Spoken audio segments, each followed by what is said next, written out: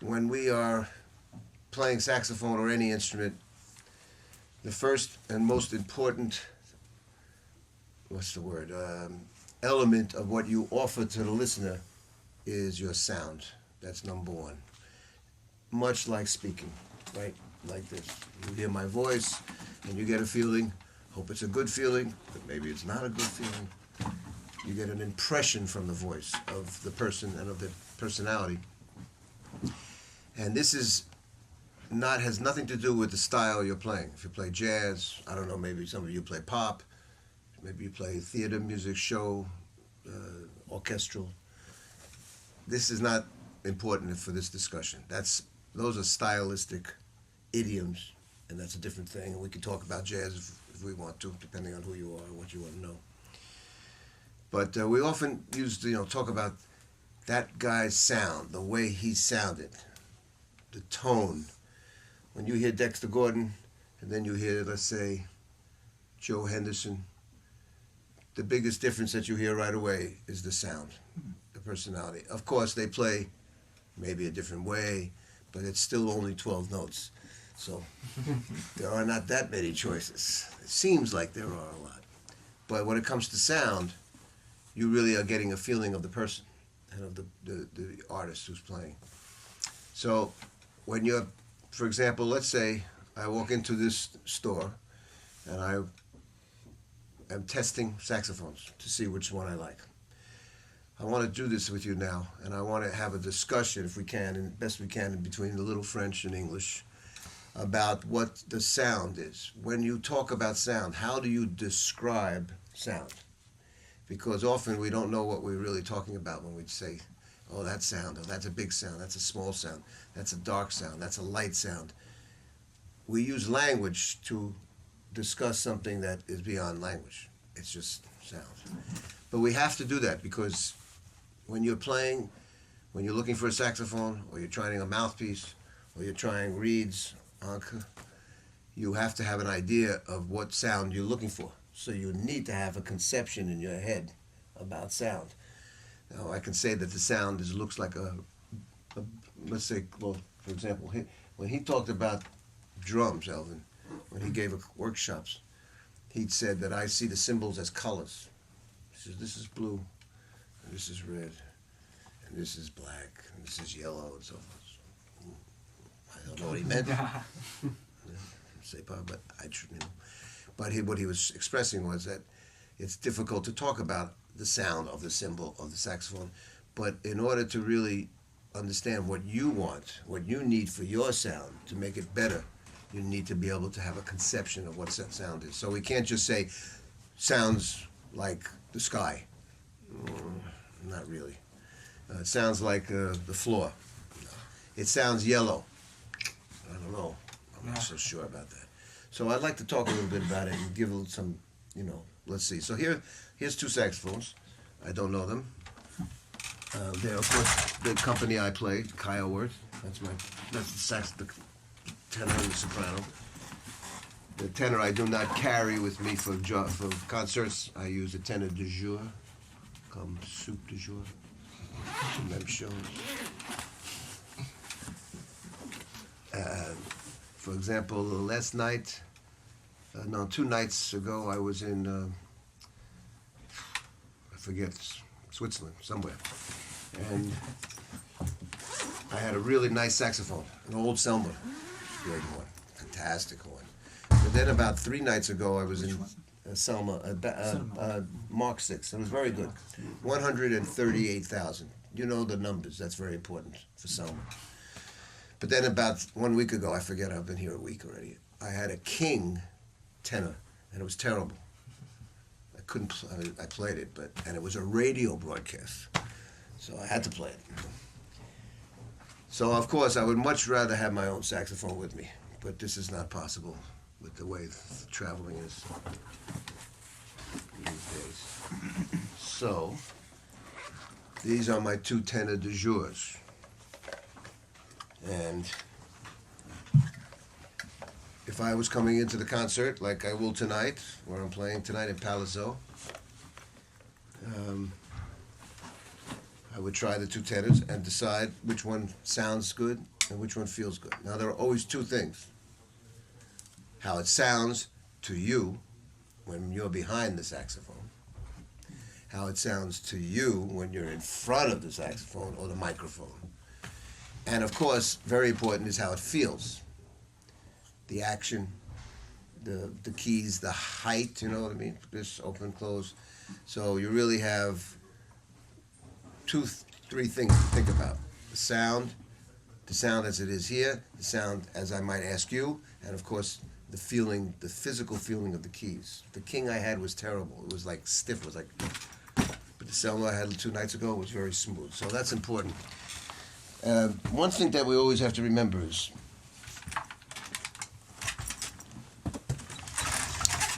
move this over.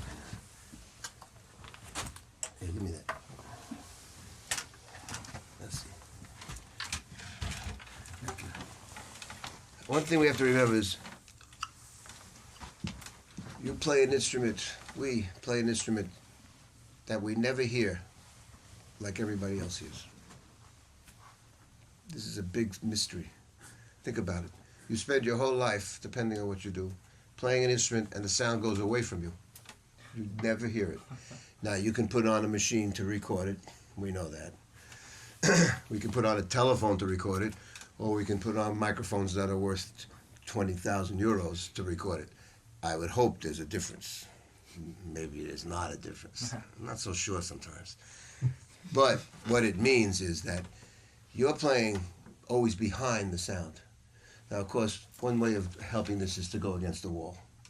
And then you hear it. And, you know, many musicians practice in a closet. You say closet? You know, where you hang clothes. They go in the closet, they shut the door, and they practice because they can really hear it. Of course, you have no air, and you probably could die, but it's not important. You know? So really, but the thing, that's why when I talk about how the sounds to you, to the people outside, it's pretty important that you get an opinion from somebody standing over there. Now, even this is a little too close, really. The best would be maybe where the wall begins a little bit further to hear it, not so direct, but we do the best we can. Okay, now, the other thing is when you're testing a saxophone, what kind of things would you play? What do you think? What's important? Testing. Yeah, I'm testing. I'm SAA, trying the 2 saxophones. What would I play? Something you're familiar with? Maybe. What else? What other ideas? Before I do it, let's talk about it because it's important. Just one note?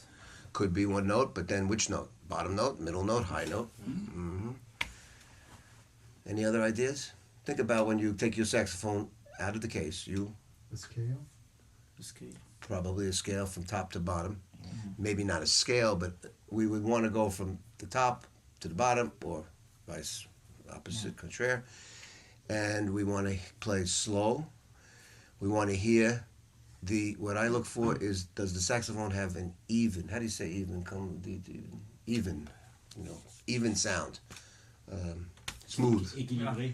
Yes, yeah. That it has some Surface. sort of, Surface. yeah, like it has some sort of sound that is, how can I say it? Low register, high register, but still there's an even sound. Something doesn't go like this, and then like this, you know, it's like, that's what we mean by even sound.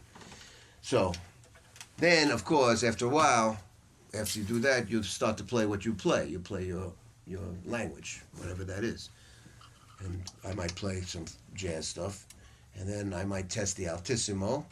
I might test the harmonics, which we'll talk about. Yeah. And then I might play a melody, like a ballad or something to see. So there's not any order, not a sequence, but all of what I just said. Okay? Because you want to, remember, you're not playing, you're testing. How do you say testing? To test. No, test. Test. Testing. Easy enough. I can do that. I can say that. This is a new read, so you have that to worry about, but we do the best we can. Yeah.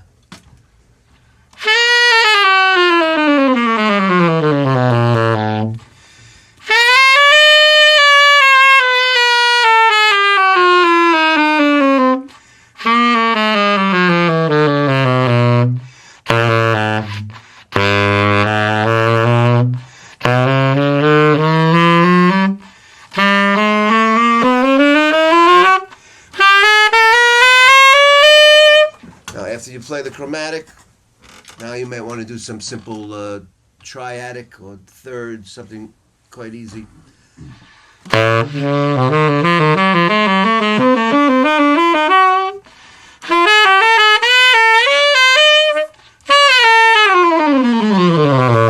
Now I want to feel the action, feel how it feels.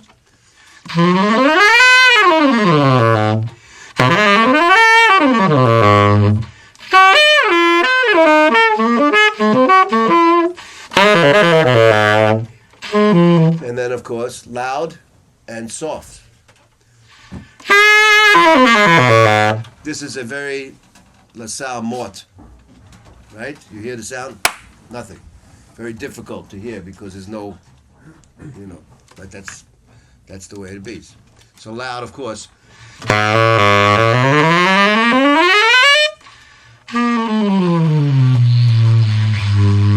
I always want to try. What did I do? What's that called? Subtone.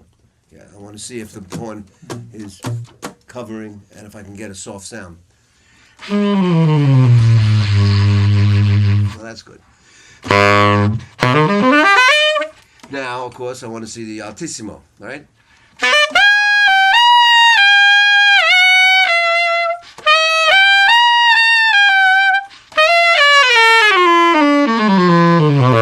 Now, of course, on the altissimo, you know what I mean by the altissimo. You might have to change the fingerings that you do on another horn because the horn's different. So I have to do that a little slower. Okay.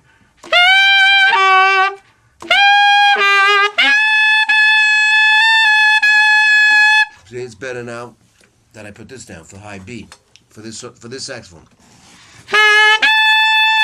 Sarah.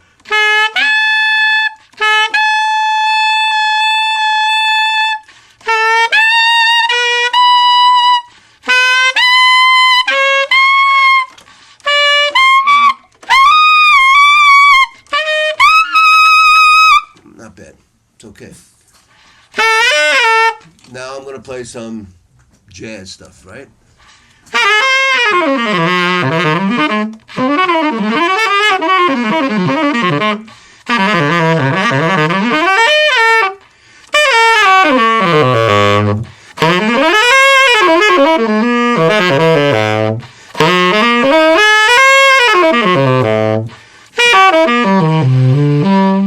Okay, you got an impression? Okay, numero uno. I need that repairman from upstairs. He must look at my soprano. Can somebody help me? Yes, because I need somebody to look at the horn. Sure. Thank you. This happens to be French mouthpiece made by Labelle. You know Frederick Labelle. He lives in New York now, but he's a very good mouthpiece maker. And that's, of course, a model made for me. The problem with this new ligature is when you twist it, it doesn't hold. This is called a Silverstein ligature. New one. Très, cher. Très bon. Very good. Very expensive. Does good have to be expensive? I don't know. What about wine? Good wine is expensive, right?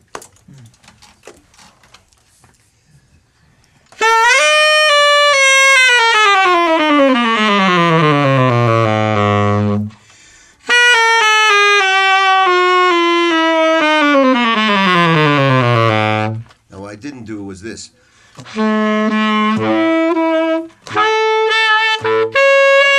What am I checking? What am I doing? Why? You check the tuning? Yep. More or less. I'm not exact, but just to see if it's crazy. For example, if it's like this, I got a problem. But that's not the one. That's just me trying to show you.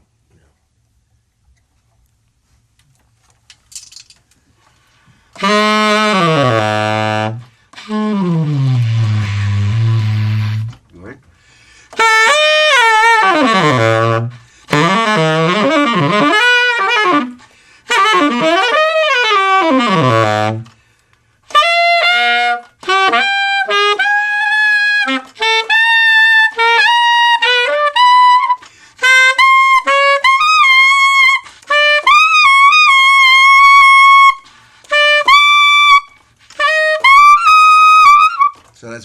same, right?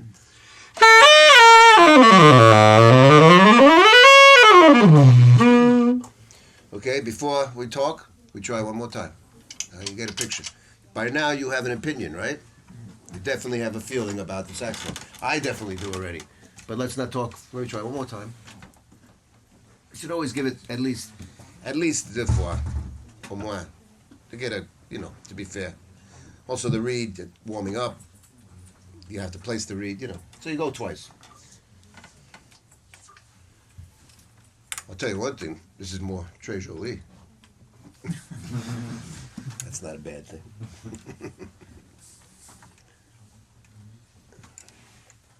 And of course I don't know where, but usually about the same place. But you have to tune up.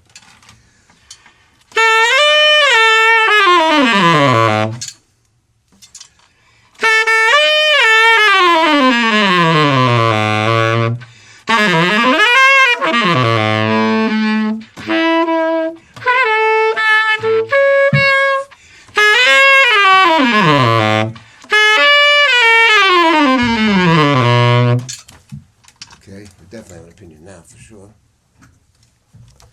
So after I try this, we're going to talk, and I'm going to ask you as best you can in English or in French, and somebody can translate if I don't know the word. I want you to give me a description of the sound, the two different sounds, and then we talk about which is preferred.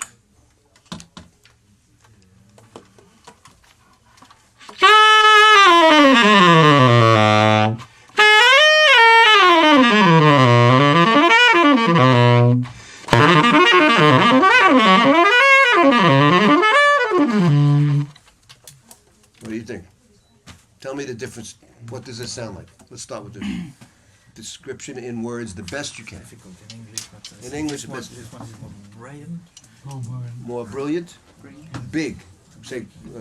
grand, more plus grand? Bigger sound? What does bigger sound mean? What do we mean by bigger sound? What big? This is louder? Ah. Loud. Ah, okay. This is why we're doing this, okay? Yeah. All right. You say loud, and then somebody says open. Are they the same? Is that the same sound? No. Something is open, something is loud. No, It's a different, right? So, The opposite. okay. So let's talk about which this is. Is this bigger or louder? More decibel. More decibels. More decibels. So he's saying it's louder. No. Okay. Now, here's one thing to think about. I agree that it's louder, but it's not so much that it's louder. There's something else going on between these two. Projection of the sound. What do we mean? Oh, thank you. Oh, that's way too much. Merci. Thank you. Could I give you the soprano to take upstairs? Yes, And you can let the man look at it? yes, I do. Can I give it to you? Yes. I want him to look specifically. This is my model, the Keilwerth Liebman model. Tell him, please, that when your saxophone, Yes. when you play the C, I think there's something not. Okay. I think there's something with the screws. Okay. It's a little funny to me, but he can put the light through. I do. Merci. What's your name? Jean-Jacques. Jean-Jacques. Thank you, Jean. Okay. Okay, so louder and what else is it besides louder? More decibels, yes, but is it decibels or is it the projection of the sound? Projection of the sound. Okay, so it's the projection of the sound. What is different between these two and the projection? That's not louder. We know it's louder, but what's different? Wow. There's a word I'm looking for, a couple words, that French English, but anybody have any ideas? What do you think? I'm not sure about what you asked for, but I think. I'm asking for any kind of description, Okay, I think the golden one has more harmonics, which makes it sound more. That's the same for me because I'm not a native English speaker. More harmonics. More harmonics. That's meaning, another thing. What do we mean? Meaning the not the golden one is this one. Yes. It's so hard to explain. I know. That's why we're doing the it. sound is This is an explanation. the sound is dark. It's dark and Of the big this one. of this Yeah. one. Yes. Okay, Yes. now we're getting more to it. So dark, louder, bigger, do they all mean the same thing? Definitely not. Because louder can be Good taste. not so good. It's better than the train. The train was not good. Louder, more harmonics. Somebody said? How about the word bright? Right. B-R-I-G-H-T. C'est en français? Brilliant. Brilliant. Okay. Brilliant. I have a brilliant mind, Yeah. but maybe I only have a bright mind. Okay, no problem. I love French because French is really like, I like when you really talk about it. It's, Okay, brighter. What do you think I mean by brighter now? We're talking louder, talking more harmonics. Maybe clear. Clearer. Clear. What is clearer? Why is it clearer? There's something I'm looking for. Range? No. Focus. Less wood. Focus. Focus. Focus. French. On what? Centré. Centré. The sound of the gold. Let's call this the gold. I don't know what to call this. Call this brown. The color of the gold is, I compare it to this. More like a laser beam. The color of the brown is more spread. Spread. English, French. That means like this. So the big thing is how this sounds to you different than it sounds to me. See, you hear, I think, brighter, louder. I feel and hear focus, which is also a little bit maybe brighter and slightly louder. But I'm not sure it's louder as much as it's more, the sound is compact. Compact? Yeah. Like that. Yeah. When this is more, the brown is more like this, spread sound. Now, this is, by the way, apples and oranges, no judgment, because it's up to you what you like. This has a much warmer, c'est plus chaude, than this, which appears to be brighter. Now, depends on what I'm doing. I mean, if I'm playing, I'm the soloist in front of a quartet, like I do most of the time. I have drums to deal with. And drummers are merciless, you know what I mean, without mercy on us. We play an acoustic instrument and they hit a piece of skin with wood and brass. We have no chance. Not really, depending on the drummer. All right. So, in my desire to be heard, I probably would like a more focused, clearer, plus brighter, larger, all these words sound, because I need to project with the background of the drums. But if I'm in maybe the saxophone section, and I'm second tenor, right, 5 saxophones, 2 tenor, 2 alto, baritone. If I'm second tenor, I don't want to stick out. I want to blend. Now, blend depends on what the other saxophone players play like. If it's a very bright saxophone section, that's one thing. If it's a very dark saxophone section, I don't know, Mel Lewis, Thad Jones band, I'm thinking of big bands, the Vanguard band, they have a really bright sound, you know. Other bands have a more mellow sound, you know. So that would depend on who I'm playing with. So this, again, it's not a judgment, it's a description. So again, for this, the other thing is, when a sound is more focused, what effect does that have on articulation? Is there an effect when it's more of this than this? What do you think? When articulation, you know what I mean? What's the difference? Is there a difference? More precise. Yes. Less forgiving. Very good. Very well put. Yeah, I mean, in other words, the beginning of the note on this is really going to be in your face more than this, because this is more spread. So that's something that I have to feel behind the saxophone. You're going to hear it more because you're in front of me, or whoever the audience is, and the microphone, etc. So this feels a little quicker.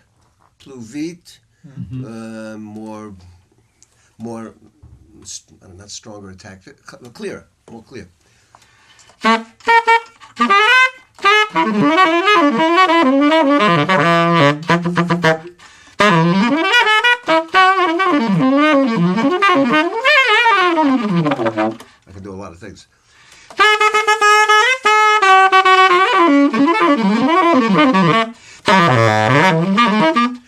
good for speed. It's very clear, it's very fast, very good. Now, of course, the other thing I haven't tried yet is the harmonics in the playing.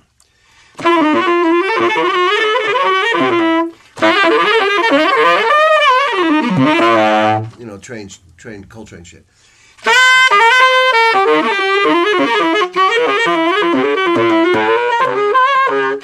Not bad, not bad. Okay, let's go back to the other one. So you try to have the reed in the same place. Because if the reed moves, then you got a difference of brightness and darkness because of the reed. You know with the reed, when I lower, you can raise the reed and lower the reed. You know that. For brightness or darkness, for resistance. Like when I go on the gig, when I start playing with a new reed, after I play a couple of minutes, I can feel whether I need it harder or softer. And if it's harder, you can raise it up. And softer, you can go down. Now, you can't go too much. I mean, it's a little bit. But you can do that. But you don't want to do that when you're testing because that's not fair. Because you're not having the same thing going on. So try to have the reed in the same position for the test. Okay, this second move. All right.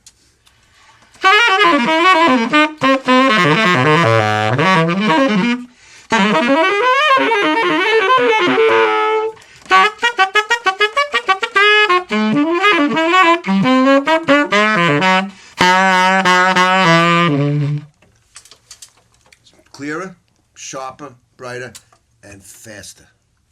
Now, the other thing is the action. Here, you try it. You tell me what you think. Just feel the action.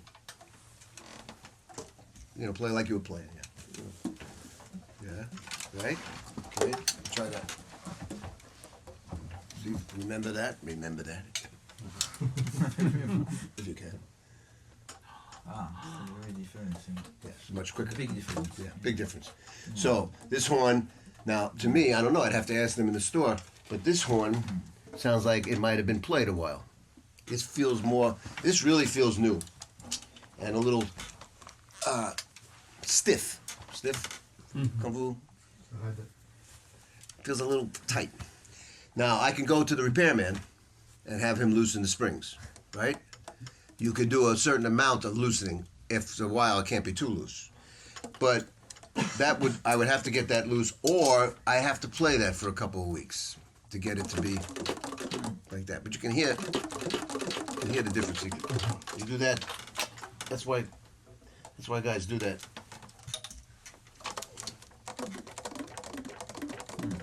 Big difference, right? It's really interesting. Different also. Yeah, now, I tell you, but I like this horn for a certain kind of thing. Now, for example, like I said, if I was playing in the section, or if maybe I'm playing like with a softer band. Maybe I'm playing duo with the guitar. Like tonight, I'm playing in Palazzo with John Marie Machado, duet. Yeah, But it's only soprano. But let's say I'm playing duet. I don't need this kind of projection. In fact, this might be too much. yeah. So now this could be very nice to play duet.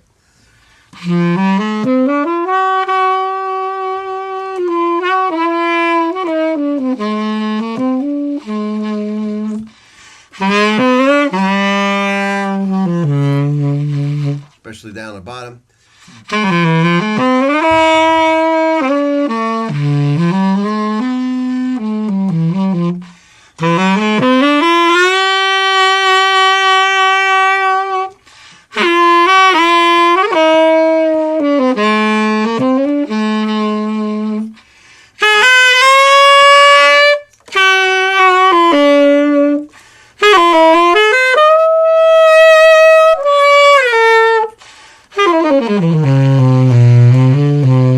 So that's kind of really nice in the bottom register. That has a real mellow, almost an older sound to it.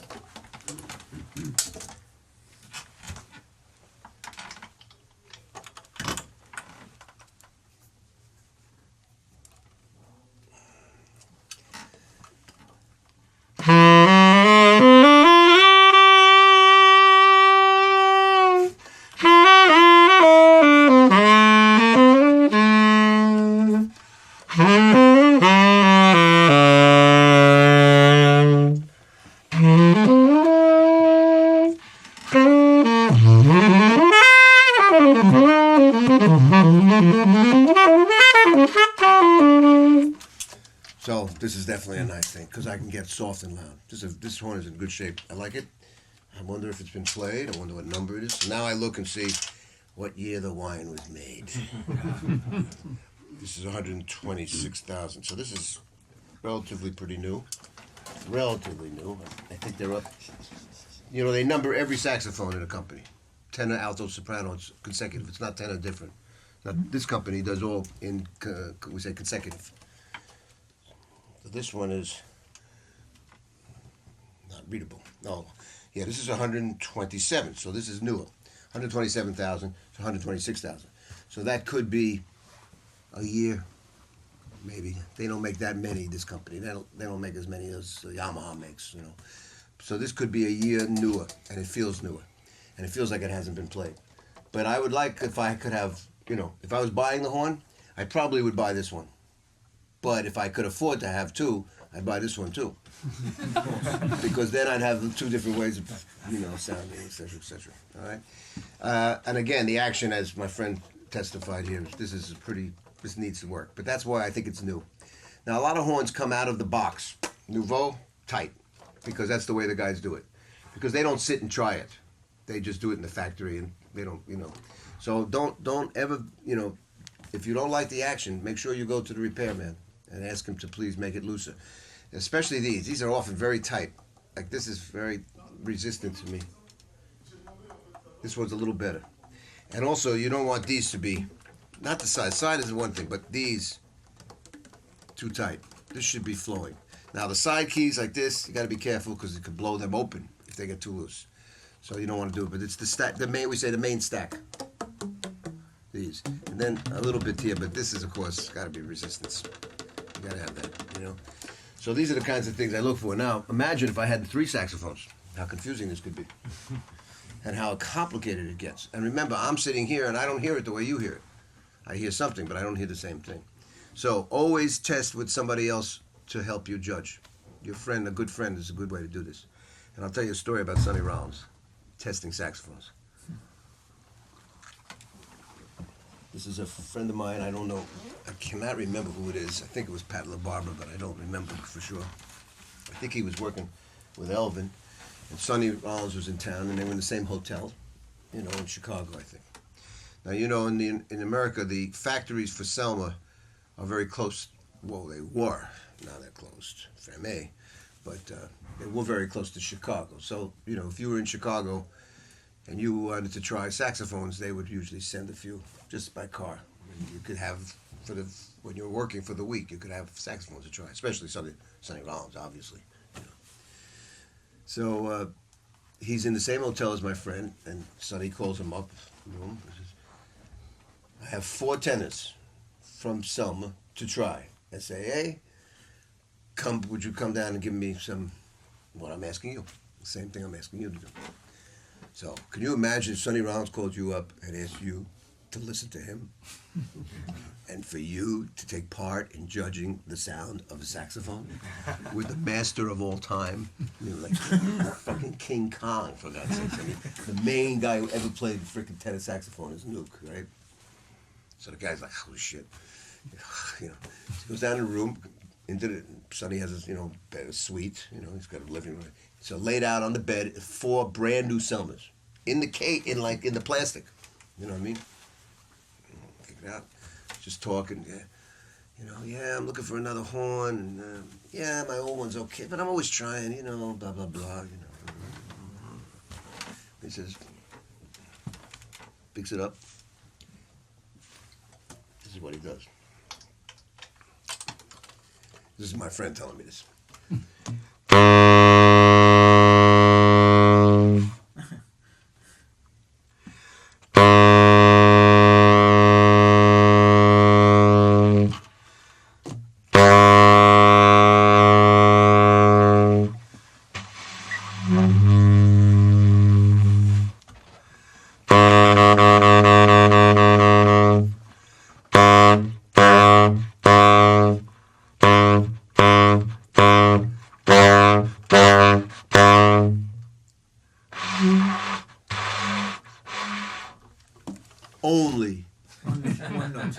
only low B flat for like 5 minutes, 3 minutes. That's a long time. I mean, you know, I don't know what's gonna happen. The guy tells you, he says, Sonny puts it on the bed. He says, well, pick it up. Same thing. 4 saxophones. Same thing. So after the third saxophone or the second, whatever, he says, so what do you think, Joe? Or Jay, whoever this guy was. He said, I don't know, Sonny. They all sound the same to me. I don't know what to tell you, you know, because he's not playing any of his shit. He's not doing what I said in the beginning. He's just playing low B flat. Now, in a certain way, he's actually 100% correct. Because what is the only real note on the saxophone? Low B flat. Because everything's covered. What? Everything is covered. Tout est couvert. Découvert. When you have everything closed, nothing open, no pads open, that is the heart and soul, if there is such a thing as in brass. This is not a violin for $2 million of Stradivarius. It's not a piece of wood from Africa or from, you know, some amazing exotic place like a bass or a bassoon or an oboe, clarinet. It's a piece of brass, man. It's man-made brass. It's nothing magical about it. But on the other hand, the way it vibrates, in a certain way, B flat tells you how it vibrates. Now, I can't tell you that that would be a way I would try to test saxophones, you know, to play only low B flat. But philosophically, it's kind of right, because that's really it. Listen to it. You know, look. I mean, even that compared to this. And then how about high C sharp? And then high F. I mean, everything's lost. The air is gone. Which is a whole other thing about the, you know, that's why the soprano is such a difficult instrument. The real reason for the soprano, I mean, it's obviously a smaller mouthpiece and all that. But why soprano is much more difficult than tenor or alto is because of how narrow. Narrow? Très. So much air, well, the soprano's upstairs. So much air is going into such a little space. And when you play a high note, if you play D or E or F, the air is gone like that much. Here, at least, I have a little more, you know. So that's why, by the way, why it's difficult. But your low notes are, of course, and then by around G, B flat, B, no difference. C, C sharp, and then the rest, upper octave, you don't hear it. The octave key doesn't make it. So that's important to know. And when Sonny did that, of course, my friend was waiting for him to play some great stuff.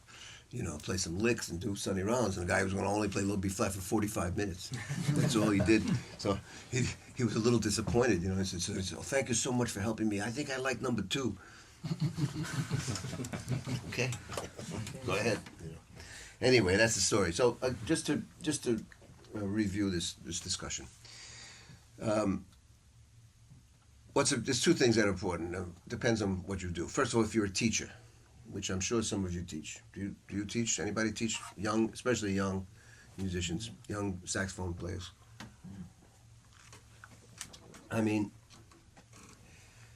you have to, a young person, you need to be clear about what's going on. You can't just say, oh, it sounds good, or it sounds like that. You know, I can say that to you. You're older, but I can't. You know. So, if only for teaching, let alone for your own art, you should try as much as possible to really understand what words, in your language, of course, what words describe the sound. Now, in my book, they don't have the saxophone book here, do they? What's it called? The Developing a Personal Sound. But in the beginning of the book, is it here? Oh, that's it. Oh, it's in French, of course. Obviously, Dave. You're in France, you idiot. You're not in New York. I think right here. Yeah. Oh, it's great. It's in French. It's fantastic. Paul, that's right, Paul. You did a good job. Oh, okay. So, sounds. Okay, this is all right. No, this is great. All right. First, the first thing is this. This is what I say here. There's an ancient Chinese expression, Chinese description. I don't know if this is true, but I'll say it. Okay. but what I'm about to say makes sense.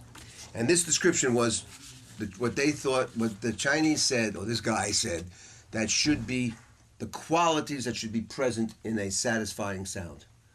Can you translate that? The qualities. Oui, les qualités d'un son agréable. Perfect. Agreeable, yes. And I want to, I'll say it in French, of course, by the translation, obviously. And I want you to tell me in jazz, I expect most of you jazz players are interested in jazz, that's why you're with me here. Who you could tell me expresses the quality the most that I'm talking about. Okay, there's 7. Set. Joie, joy. Who in jazz, I mean, this is the history of jazz. Today, yesterday, 100 years ago. Who Explain the best. who has, that's when you hear the sound. Now remember, I'm talking about sound. I'm not talking about F7th. I'm not talking about Mixolydian scales. I'm not talking about the shit in this book. That is not what I'm talking about. I'm talking about feeling, the feel. Who, saxophone players. Cannonball. You dig? Yeah, cannonball. Yeah. Number uno, baby. He is numero uno. When you hear Cannonball Adderley, as soon as you hear 2 notes, you go. Yeah. You look up. You're uplifted. Sidney Bechet, I agree. Yes, very good. Absolutely, very good. Anybody else? Sonny, Sonny, absolutely, definitely, Bob Menser. maybe. Sollicite. Sonny Stitt, absolutely, especially on alto, All right. So now you understand. You're here, okay? Second, le deuxième, elegance, French, elegant. Dexter. Lester. Lester Young, Hodges. Hodges, Hodges, yeah. big deal. Paul Desmond.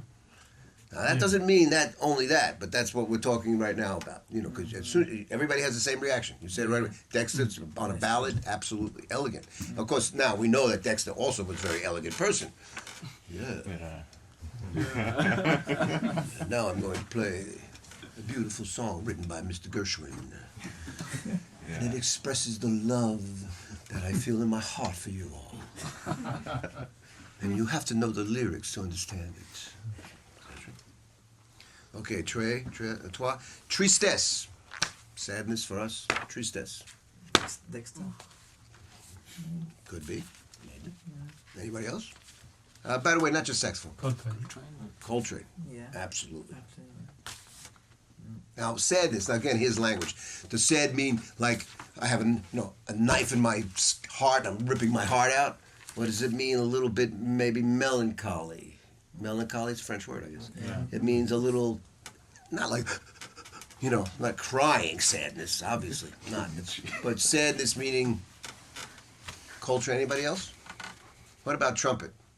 Who's the killer, the king of that? Chet. Thank you. Chet. Absolutely. Come on. Now, even if you didn't know his life story, and you know his terrible the story of his life, which is just so sad, and tristesse, really, you just would hear as soon as he plays 2 notes, something in him. Lester Young. Lester Young, to a certain degree, yes. Yeah. So, everybody knows what that means, okay? Okay, 4.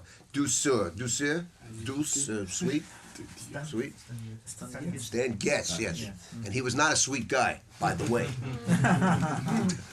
He could be nice, but he could really be in a drag, okay? So, but he played like he was Zeus, like a god, Hercules. He played so beautifully. He was like, he was in the sky. When you hear, the record Focus with the strings with Eddie Sauter. You should know this record, man. 1960-61 string ensemble. He sounds like he's from another planet. It's so beautiful the way he plays, all right? So sweet, that's sweetness. Who else? Anybody? What about trumpet? Anybody on trumpet? Ballad. Usually think of ballad. Miles. Yeah, who also has tristesse too. Yeah. Right. See, now the good one's got everything. That's why we're doing this. That's what this is about. This is about having it all in your personality because you don't know what you need to say. Every night is different. You feel different every night. That's what this is about. Okay, let's keep going. Subtle. Subtle. Subtly. Subtle. Yeah, subtle. You say subtle for us. Okay. Who's subtle? You can eat. Absolutely perfect. Okay. Absolutely. I was just watching last night. Was Jean-Charles. He was showing me a video, YouTube with Martial and Lee from 2 years ago, playing Stella by Starlight. Duo. Lee is. Forget it. So anybody else subtle? Stan Getz subtle. Paul Desmond, so he of course. Yeah. Mhm.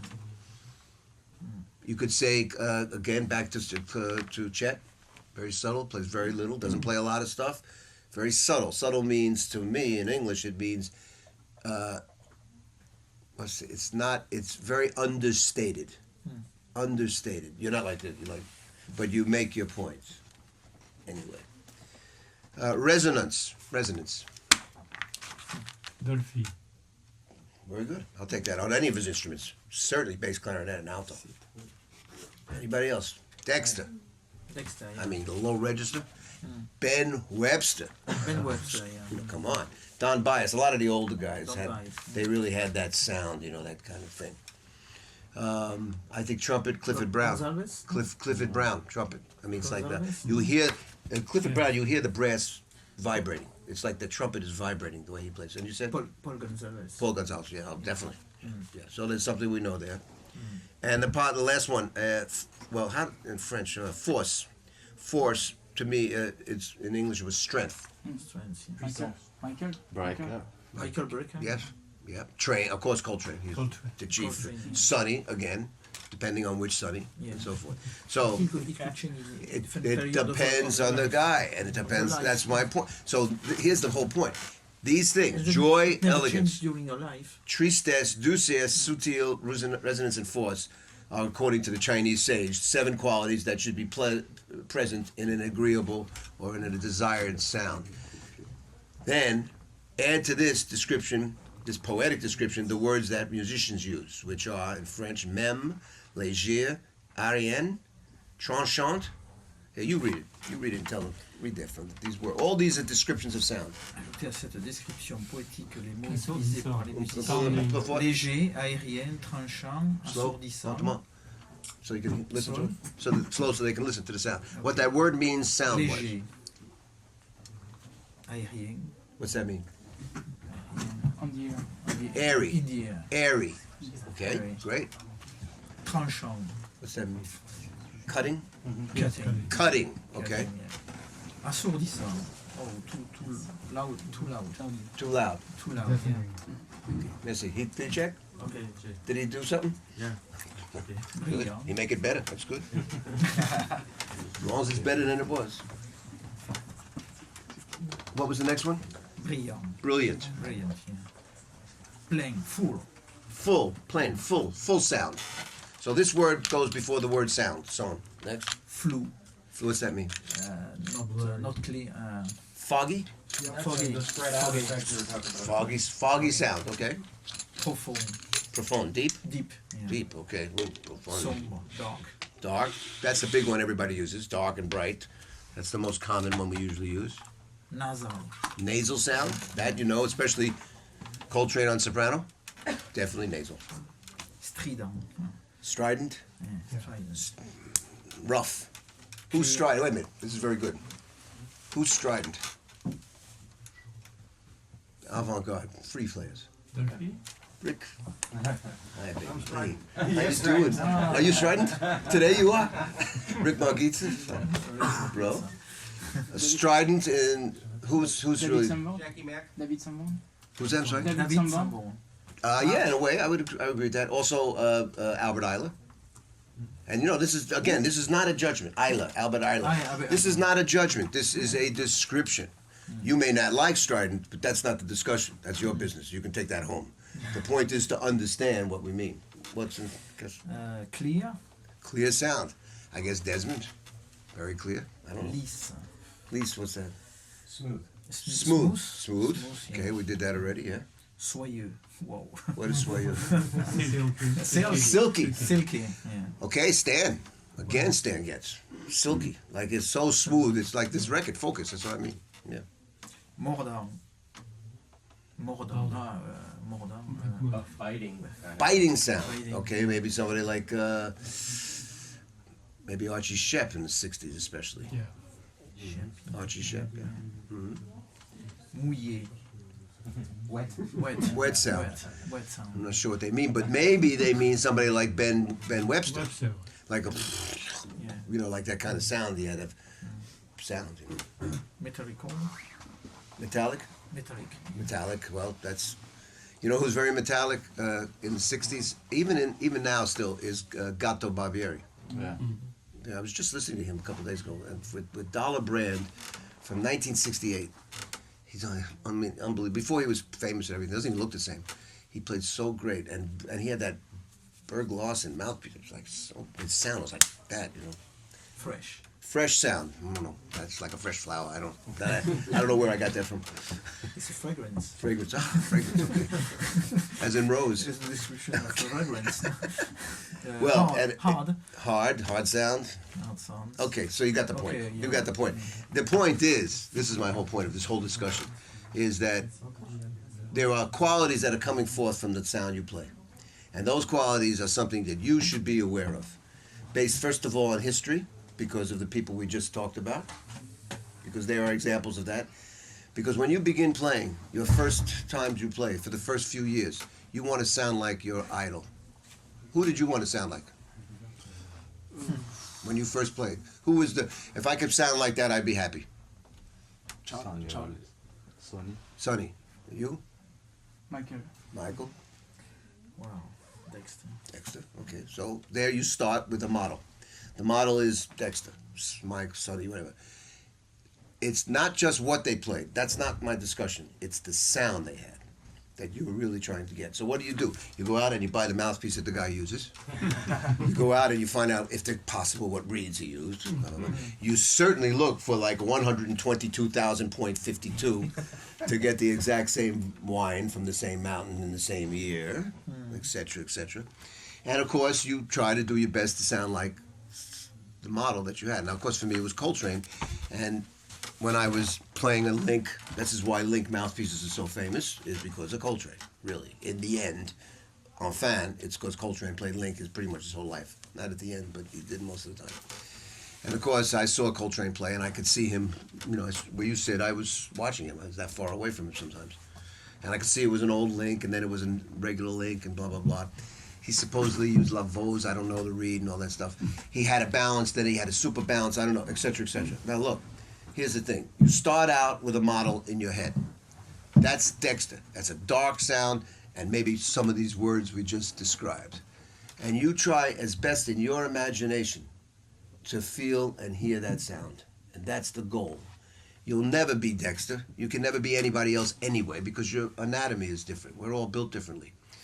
The story I always tell about is, if we had the good internet connection here, we could see it, but there's a great picture of Coltrane's embouchure on the cover of Crescent. It's my favorite Coltrane record, by the way. And Crescent is it's a three-quarter what we call three-quarter shots, like kind of like this. His eyes are open. He's not really playing. He's sort of playing. So it's not like this, but it's also not like this. It's kind of like, it looks like his perfect look at his embouchure, to me at least.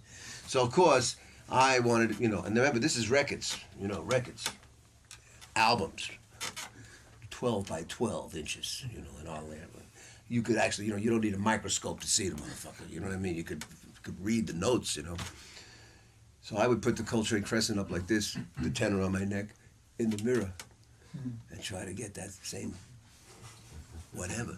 Now, of course, this is ridiculous, but I was like 15 years old. What could I do? You know, nobody told me anything, so I did what I could do. I asked Phil Woods, once I interviewed Phil Woods for a magazine, and I asked him, because he has a very special sound, you know, and the lead, he is the epitome, French, like the height of lead alto sound. When you think lead alto in a big band, it's Phil Woods. Because he made, you know, for 15, 20 years, that's what he did, and he was unbelievable. So when you ask somebody like that about his sound, it's really important, because that's a big part of his style, is his sound. I said, Phil, is there anything you did when you were younger, or that you do now when you're older, or any pill you took, or any drink you had. I mean, you know, is there anything you did to make the sound that you have?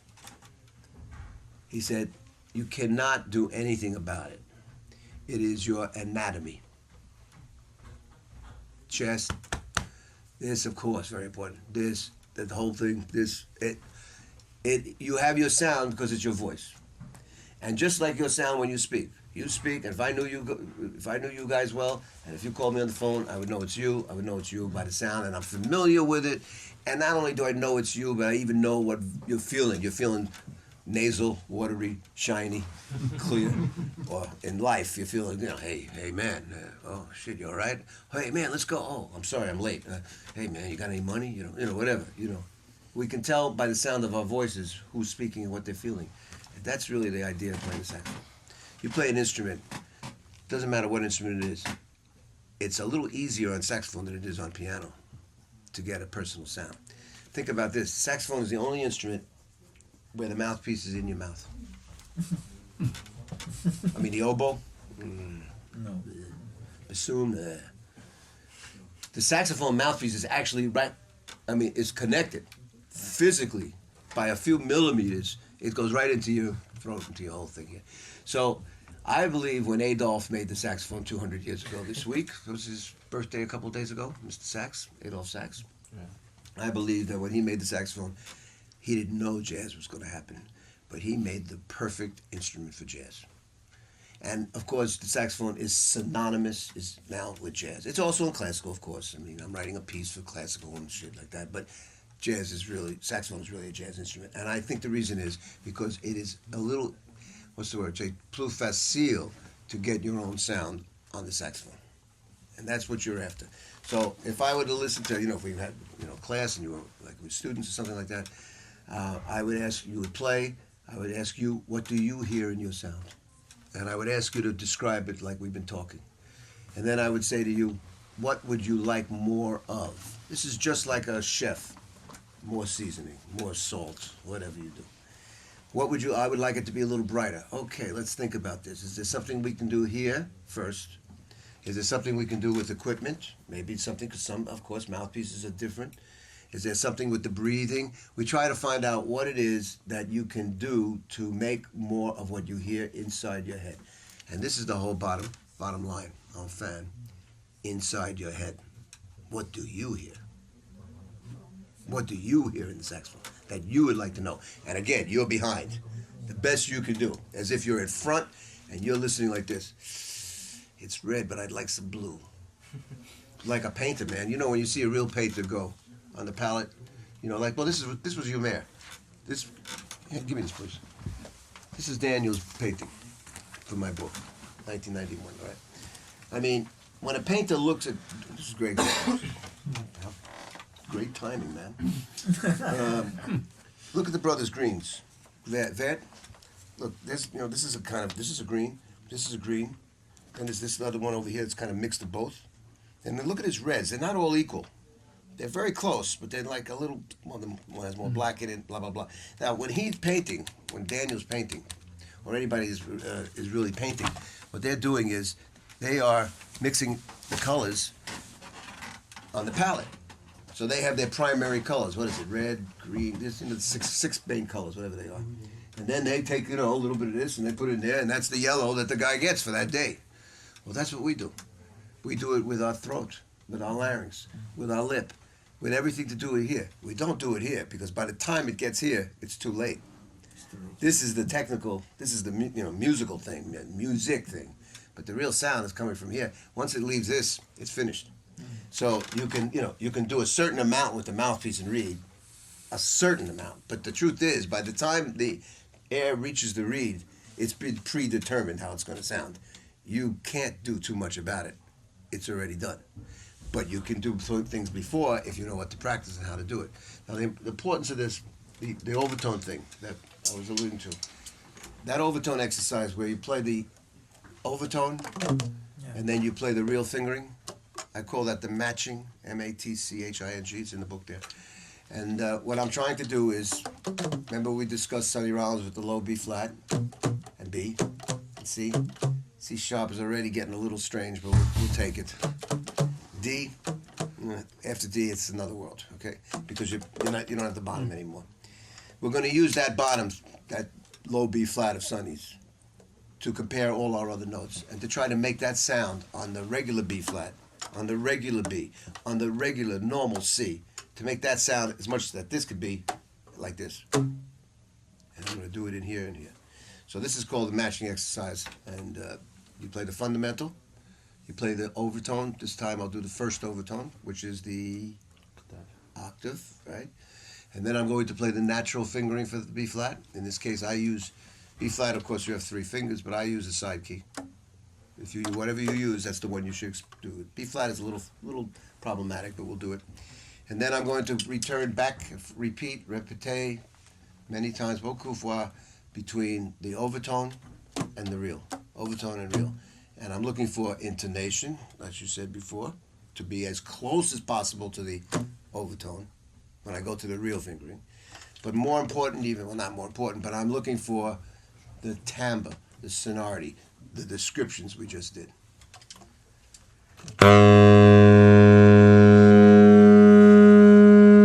Now, the first thing is to get a good overtone. That is real. That's number one. I don't want this. I want that first one. I don't want to skip. And I don't want to go, I'll tell you another great story. Before you even can do the overtone, you got to get a low B flat out. Now, Sonny did it in the hotel room for my friend. That's a different story. My first lesson with Lenny Tristano. Do you know who Lenny Tristano was? Besides being the brilliant genius he was and blind and so forth, he was in the 60s, at least as far as I knew, the only person who taught jazz. You could go to Lenny Tristano for jazz. Now remember, jazz was very mysterious still in the 60s. There were no schools. There were very few books. There definitely wasn't anything like what I've done. There was a mystery about, how do you play this music? And can it be taught? The question of whether it could be taught or not took up about 30 years. Well, you can't teach that, man. You got to feel that, You just hear it. Go get a drink. Come back, maybe I'll tell you something more. I'll tell you what reed I use. Oh, I saw you last night. Okay. Yeah, I use that mouthpiece. Okay. So by the 5th time that you're finally on top of Lee Conant's, he finally gives you a piece of information that's useful. Because in those days, they didn't talk much, all right? But Lenny Tristano was known as a, quote, jazz teacher, any instrument, beyond piano.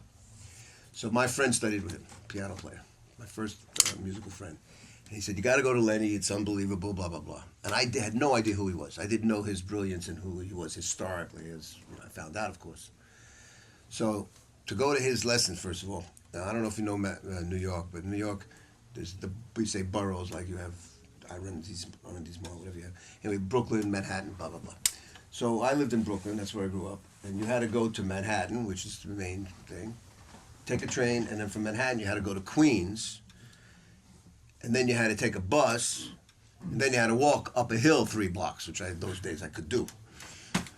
All right? So it took an hour and a half to get to Tristano's house. And when you got to his house, it was up a hill, and they would say cul-de-sac. You know that, of course, French again, the end, a couple of houses. His house looked like it was from a horror movie. I don't know if you knew Vincent Price or Boris Karloff or any of these cats, but when you look at the fucking house, the shit would be like, trees like this, black, dark, and this is the way it looks. So I'm already scared before I even get there. Plus, I already traveled an hour and a half, right? Now I see this guy's, it was warm, I think, on the porch, and sitting there, trumpet, somebody drummed, I don't talk to anybody. I was 16, 17. Finally, somebody comes out and says, who's next? You. What's your name? Liebman. Yeah, okay, come in here. So I go in this room. It's a complete white room with a black piano. No furniture. Big, like this, but like 3 times larger. With nothing but a piano and a piano bench. So I'm like sitting on the bench. I don't know what to do, And Lenny comes in, feeling the wall. Well, he's blind, so, he's checking himself out. Obviously he knows he stands against the wall. He's like where you are. He says, what do you play? He's blind, right? What the fuck? I said, tenor. He said, tenor, huh? Mm-hmm. So it's already, he's got an attitude. I didn't even start and he's already got a tude that at least I can feel, right? Freezing tude, freezing, below zero. He says, play a B-flat major scale from the bottom of the horn to the top, what we did earlier. Oh, okay. This is a jazz lesson, right? So first I'm a little confused. I mean, what does that have to do with improvising, you know? Improvising. It's like I fucking know what I'm talking about, right? So okay, I get the tenor out, you know, I'm like, I'm shaking like a leaf. I mean, even on a good day I couldn't have done it. But of course I'm like this.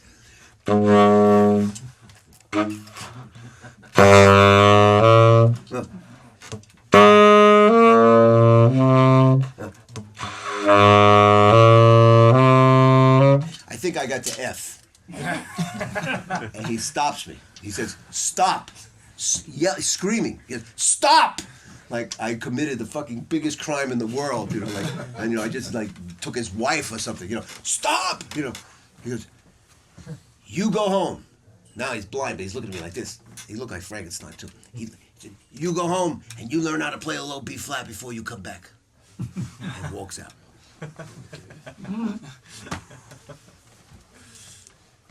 Why couldn't I get the low B flat, guys? What was I doing wrong technically? When you have trouble with a low note, what is the usual reason? Besides your reed may be not wet and all that. The horn is leaking, which my man just fixed, I hope. So I can play soft sketches of Spain tomorrow. What happens when you play a low note? What are you doing usually? What am I doing wrong? You don't relax? Opposite. I'm too relaxed. I'm dropping my jaw. I'm like, ah. You have to keep the jaw. The jaw. Jaw? French. Mâchoire. All right. You have to keep the jaw up. Not pushing. Not like that. It's not. It's just not dropping. So if I drop, this is what I get. The reed is too open. I have to close the reed, but I can't close the reed too much because that's the high notes, right? So you have to find that middle ground. And that's what he wanted me to do.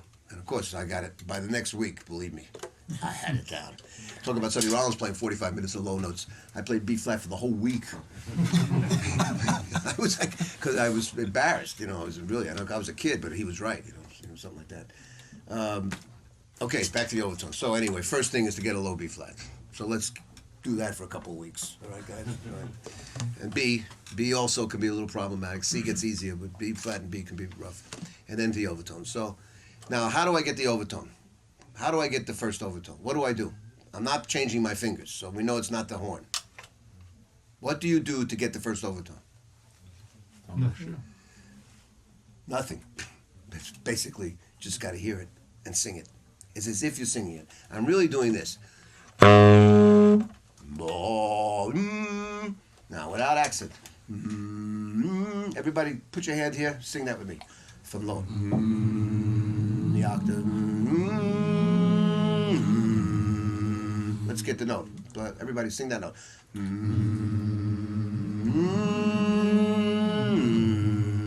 What do you feel? You feel vibration. Yeah. You don't know what you feel because we can't really tell. It's below the threshold of feeling. But there's something going on. We hear the results. We know it. You don't have to worry about what it is. It's doing it anyway. Just like when you talk. So I have to hear the note here to get this to do that. You can't blow, overblow. Overblow would be this. I can do that for the first overtone, but I will never get the higher ones. So you might as well start with the first overtone. Very calm, very easy. Hear it inside your inner ear to get the first overtone. Oh, see, drop my jaw. Ooh.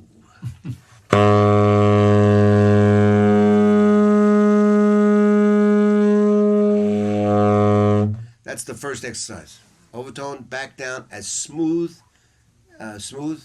see, smooth as, what's smooth? Deuce. As even as you can, without trying to break. No articulation. Air. No. If you stop, you start in the middle again.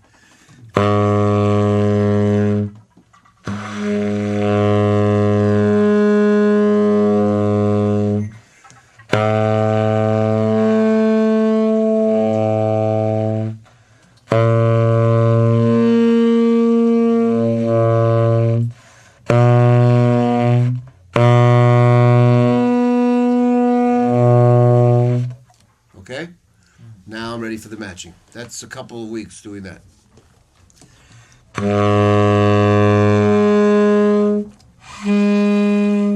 What's wrong? So what do I do? Now remember, this is tuning up for yourself. I'm not yet with the piano or the guitar in the real world. I'm in fantasy world, saxophones only. We'll worry about where we put it when I have to tune up, obviously. But for you, when you're playing yourself, if it's flat, you push in, of course.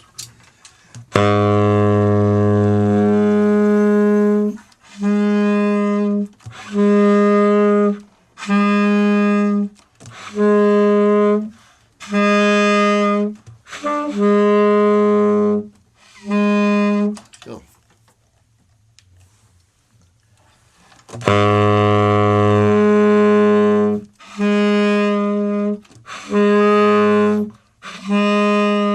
Well, I'd have to work on this. It's not good. But also listen to the sound, the color.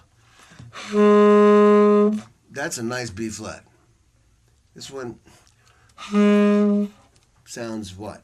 Give me some words. The real fingering compared to the overtone is less, more, what? Words. Here you go again. We're thin. Thinner.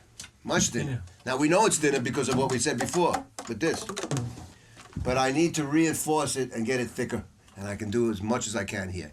It's movement in the larynx with the voice box, with the vocal cords. You don't know what it is. You just do it. It's the back of the tongue. Where the tongue is in the back, high or low. And it's a little bit the soft palate. The soft palate is behind the roof of the oral cavity. If you put your finger in there, not too much, you know. But that's the soft palate, and there's some kind of movement in the soft palate, but you don't know what it is. You can't control it. It goes according to your imagination, and that's why you practice this thing 100 million times. So after we do it and get it for that day, I go back and forth, repeat maybe 10, 20 times. I do the best I can. Finito. Next note.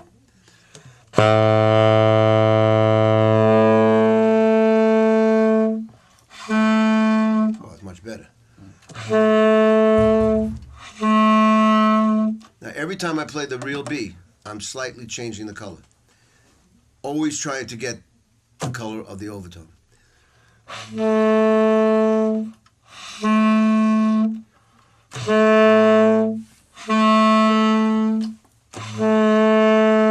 There's a roundness on the B that I like in the overtone B. It's round. It's very full.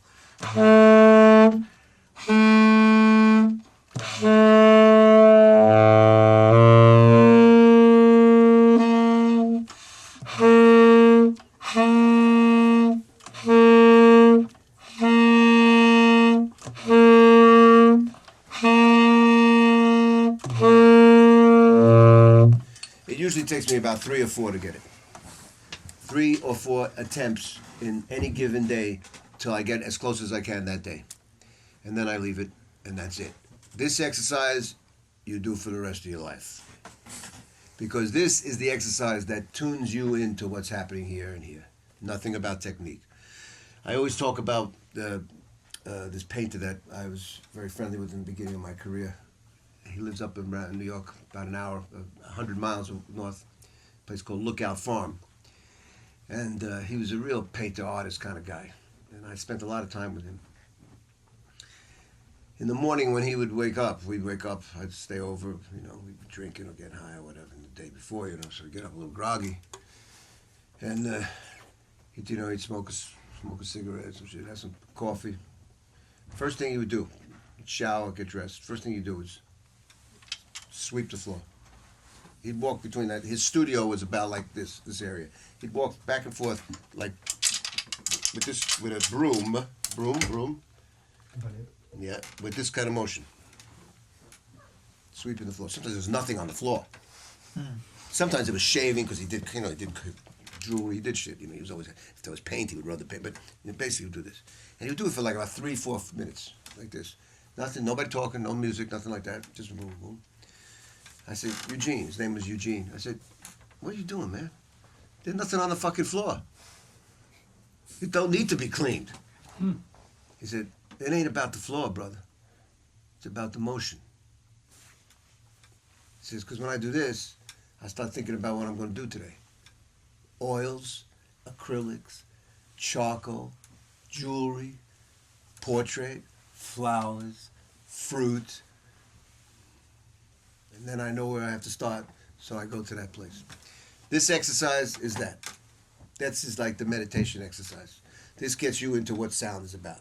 Now, will anyone know the difference of your B flat matching your real B flat? No. No one's going to say, man, did you hear that run he just played? Boy, that F sounded like the overtone F. No fucking way. Nobody's going to do that at all. But when you go in and hear yourself play a ballad and go into the studio behind the booth and they take everybody else out and it's you alone, what does that sound like? Anybody remember their first time doing that? If you don't remember, you just blocked it out. Because I don't care if it was your living room with your friend and then he put the headphones on, or if it was a studio for $500 an hour in Manhattan. When you go behind and you hear yourself playing like I did in Sentimental Mood, and that guy goes, "You want to hear your sound? Do I have to?" Well, yeah, bro. You gotta check it out because we have to record and you have to be pleased.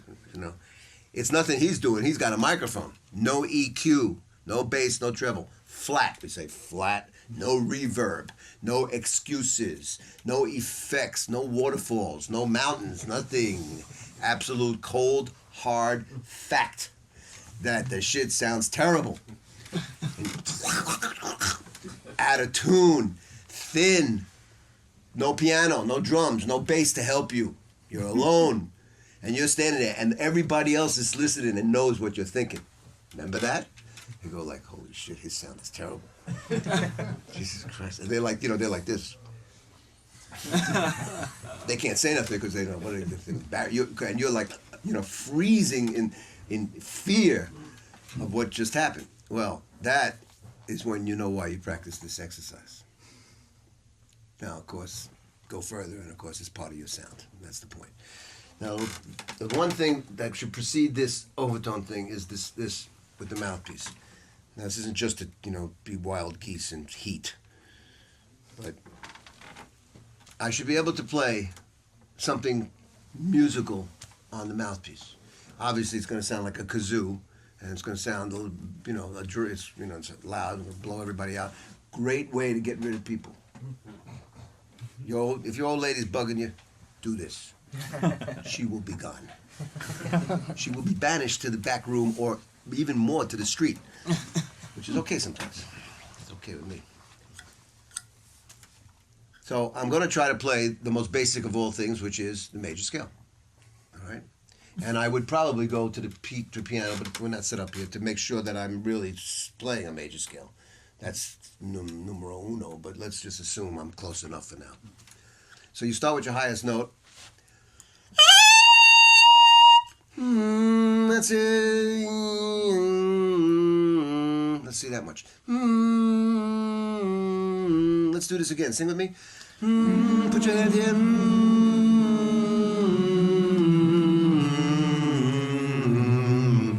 That's what I'm looking for. But now I got this to deal with, right?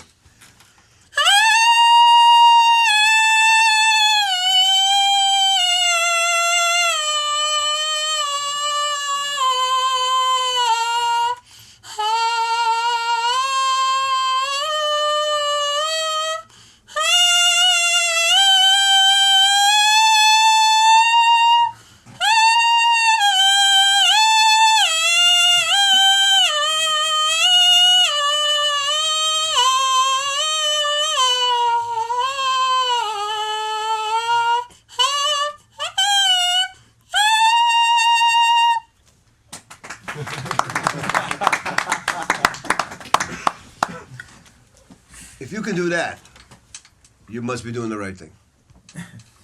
That's all. Just this. No, this is. Without saxophone? No, I mean, this is basically what we do.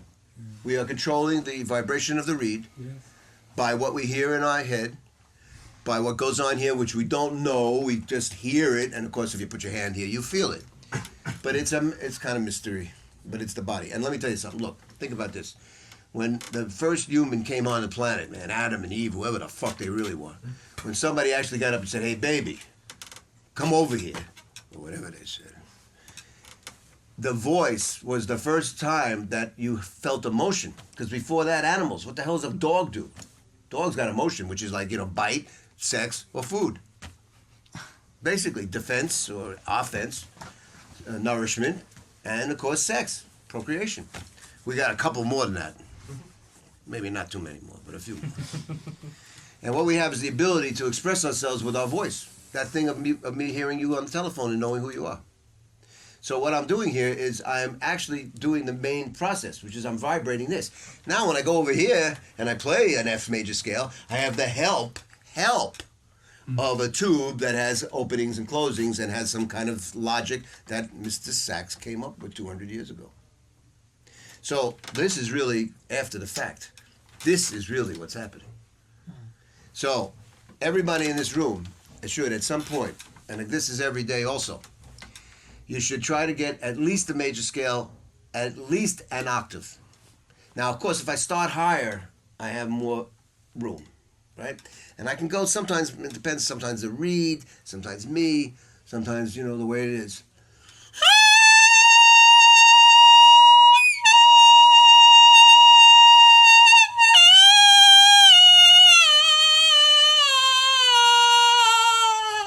Now I got more distance. My teacher, Joe Allard, he said you should be able to get a tenth, what I just did. A tenth, yeah, like an octave plus a third. Major third, minor third, he didn't tell me that. But it means, like if I start on B flat, I should be able to get down to G, maybe G flat. You know what I'm saying? Now, alto, soprano, tenor, they're all obviously a little different in the pitch you'll get, but this is the same principle on anything.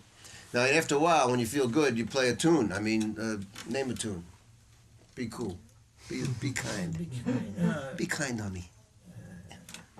Name a tune. Just. Blues for Alice. Which one? Blues for Alice. Blues for Alice? No, too hard. Too hard. Beautiful love. Beautiful love. Da-da-da-da-da.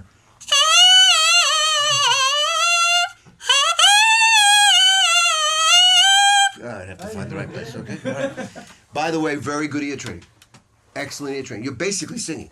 This is what we really should be doing when we're playing the saxophone. Singing. We're not pressing buttons. That's after. You're singing into the horn. So this is an exercise that you would do every day. Now, there's a few things about this. First of all, besides chasing everybody around and away, if you have trouble doing this, again, this is I'm not making this a rule, but this is some kind of understanding that if over a few weeks you cannot get the full octave, what does that tell you about the situation? Something is not right with the opening and reed strength. There are two variables always. Opening, 6, 8, 9, 10 star, 120, 130, whatever it is, and reed strength, 5, 4, 3, medium, hard, whatever you do. There's a relationship between, obviously, the strength of the reed, resistance of the reed, and the opening, right? For example, if I have a big opening, I play a 9 link, whatever, that's like 115 millimeters. And we do thousandths of an inch in America. So that's 115 thousandths of an inch, whatever that means, I don't know, but it means 115, and they made that into 9 or 8 stars, something like that. And I have a reed that's a 2 or 3, a very soft reed. Yeah. What's my problem going to be? Too big a space with too soft a reed to close it. It's too much movement. And if I have a small opening, let's say I play a 6 or a 7, which is about 100,000, 95,000, depending, alto, tenor, different range. And I have a soft reed, I might be in better place because I can close it up. But if I have a big opening and a hard reed, it's too open. This is a very good test for you to find what is I'm being very general now, but it's a way of seeing if your opening and reed strength have some righteous combination. But remember, it's different for everybody in this room. Everybody's different. It has to do with the pressure. It has to do with your lips and your teeth and how you're blowing. But you should be able to get an octave or a tenth. Now, I'll tell you one amazing story. I always tell this story. I wish I had this on tape. Those days you didn't tape everything. This is the 80s. I was teaching in Rome. And I did a week, and then, because usually I do this over 4 or 5 days.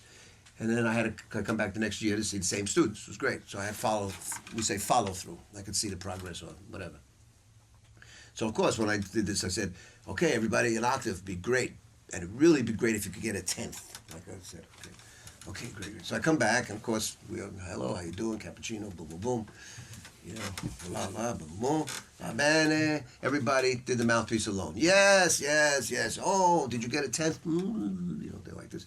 And then they're looking at the teacher. The teacher's standing against the wall. Alberto Mariani. It's a great name, right? Perfect Italian name. And Alberto has a beard like, he's got 3 times my friend's beard. It's down to here. Never cut. You know, he's like classical saxophone player, strict, nice guy, quiet guy, loves Coltrane. He did a book of all Coltrane melodies. This is in the 80s, I mean, by hand. Amazing. So he says, he's like, but he's so respectful of me, he doesn't even look at me in the face. He only talks to me like this. Alberto, you can look at me when you talk. It's okay. I'm not God. It's all right. You can do it, you know. He said, no, maestro, you know. Like this. I said, Alberto, they're all pointing to you. What did you do? He says, nada, Brian, nothing, nada. I'm not worthy of breath, you know, like this. I go, come on, man, something's going on here because they're all looking and going like, check him out, right? So he says, okay. So he takes the tenor mouthpiece. He goes to the fucking piano. He starts like a B flat and he does 2.5 octaves below middle C. I mean, but of course the pitch is, by the time he's down here, it's like, but you can hear the pitch. I mean, I have trouble getting a 10th, you know, and I'm supposed to be able to do it. You did. This motherfucker did 2.5 octaves. So I'm like, Alberto. So first of all, my mouth is open. I never heard anybody do that. I said, how much did you practice this? He said, 4 hours a day for 6 months. Now, he was the kind of guy who practiced. That was a practicing kind of, you know, maniac. He was a practicer.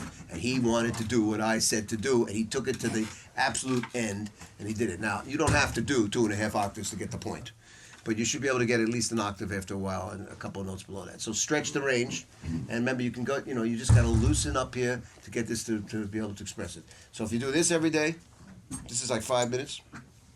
Overtones, whichever exercise you are, they're all in the book there.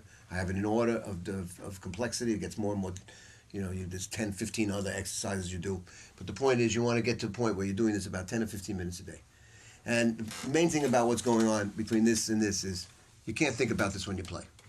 When you go out and play, you're going to play tonight, you're not going to think, well, I really got to do what I did when I was practicing. You can't do that. You let it go. Don't worry about it. It will take place. You're changing behavior of your body. Or not changing, you're, in some cases, making behavior. This is like an athlete. If a guy is like, you know, whatever sport, if it's football, whatever you all do, I mean, how many times does that guy have to kick the ball to get good at it? To where he doesn't think about it? Millions of times. Or basketball, or anything. A classical pianist, I mean, they don't think about their fingers, they do it. You know what I mean? So what you're doing when you're practicing this is you're making your body respond to your inner ear, to your willpower, really. Because it's about how strongly you feel about doing it. I mean, you know, in racing, let's say races, you know, in the big barrier, we have the 4 minute mile. I don't know if you know, mile in your case would be 1.6, I guess, whatever. And it was a big deal for racers, track guys, who could break the 4 minute barrier. That was not humanly possible. Nobody could run a mile in 4 minutes. It was always 4 minutes and 3 seconds, 4 minutes and 5 seconds, always like that.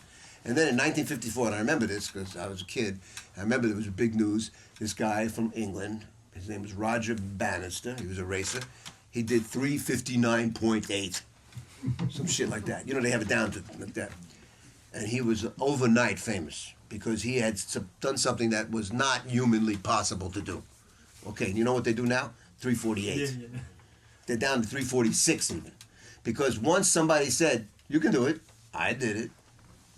You can do this. I can play the melody. I can play a major scale. I can do this. I can hear it. I have to concentrate. Everybody in this room can do that if you care about it. And again, this is not about what you play. It's not idiom. It's not pop, jazz, boom, boom, boom. You are playing the essence of the saxophone. That's why I wrote the book called Finding Your Own Personal Sound, because the mechanics of doing this make everything much more easy and more logical for you to be able to hear what's inside your head, which we did in the beginning, first part of the discussion. So mouthpiece alone, get at least get 3 notes, and if you do that for a week or 2, that's fine, no problem. Just, you know, patiently. Overtones start with, first of all, the low note to the overtone, back to the low note. Get that for a few weeks. Get that to feel good where you don't have to think about that. And then after a while, progress into this matching exercise. And one overtone at a time. The octave for a while. After a couple of months, go to the next one. What's the next one? What's the next overtone? F. The fifth or higher. And then after maybe several months, you go to the second octave, to B flat, B, C, C sharp, etc. You work your way up to high F. That's fine for now. Okay? Any questions on this? Yes. Yeah. I've seen a video of you on YouTube, and you changed my life, cause you know, What did I do? 10 years of saxophone, I make it. The lip. Yeah, lip. And now I make it, and I can feel the vibration of all the tones, and I can Right. make all the solo that I want. Even it's very complicated, cause I have the vibration in my mind like I sing, but I have not the musculation now on my. You not say that? I have no musculation. No musculation. You mean Yeah, in my. Around the mouth, please. you have no muscle? What do you mean? Yeah, no muscle. You mean it's no tension? Yes. Good. Yes, That's great. I can do in the grave in a few minutes, but it's impossible in the high of the instrument To get the sound. to get the sound. But that's in here. You can't. It has nothing to do with this. Yeah, I need to press. Not press. You need to apply pressure, but not press. Press is English again. Press is is exaggerated. There is a certain amount of pressure up, but it's the equal as the pressure down. Look, let's do one thing at a time. Let's do that, and then we'll talk about the lip. The upper pressure is not this, but it's not that. That's the Lenny Tristano low B flat. When I was like that, it's equal on top and bottom. The top is see. You really shouldn't have teeth mark here. But if you have sharp teeth, you have teeth marks. But if they're really teeth marks, something's not right. That means you're like leaning down in the horn. That's like this. Now, first of all, that's no good for this. I can't play like this. I can't even talk like this. So if you play like this, that's the first thing I should say. If you play like this, you're already at a disadvantage.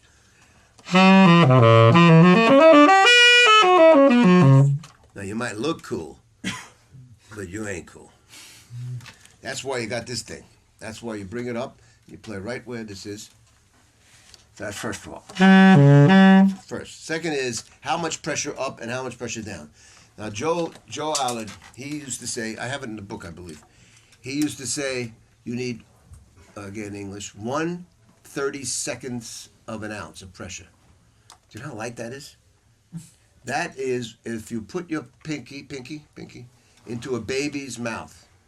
This is called the sucking reflex for the nipple, for milk, right? And you put that in, it's so good. And you go, so sweet. There's no pressure, but there is pressure because the kid is looking for milk. He's got to, I mean, this shit don't just come out. You got to fucking make it come out. You dig? So the baby's like in a little bit of pressure. And my teacher said, you do not need any more pressure than that to play the saxophone. I think I do more than that. I mean, it's a great goal, but it means, though, no pressing, no pressure, even from top to bottom. So I'm not down, I'm not up. I'm just like that. So not and not. And as I go up,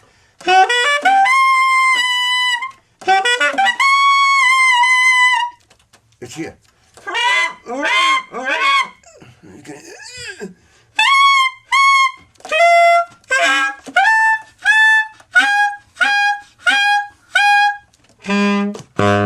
of course, there's a difference as I go higher. There's more air. There's more pressure, but I don't make this any different. Okay. All right. Now, this thing about the lip. Let's discuss this.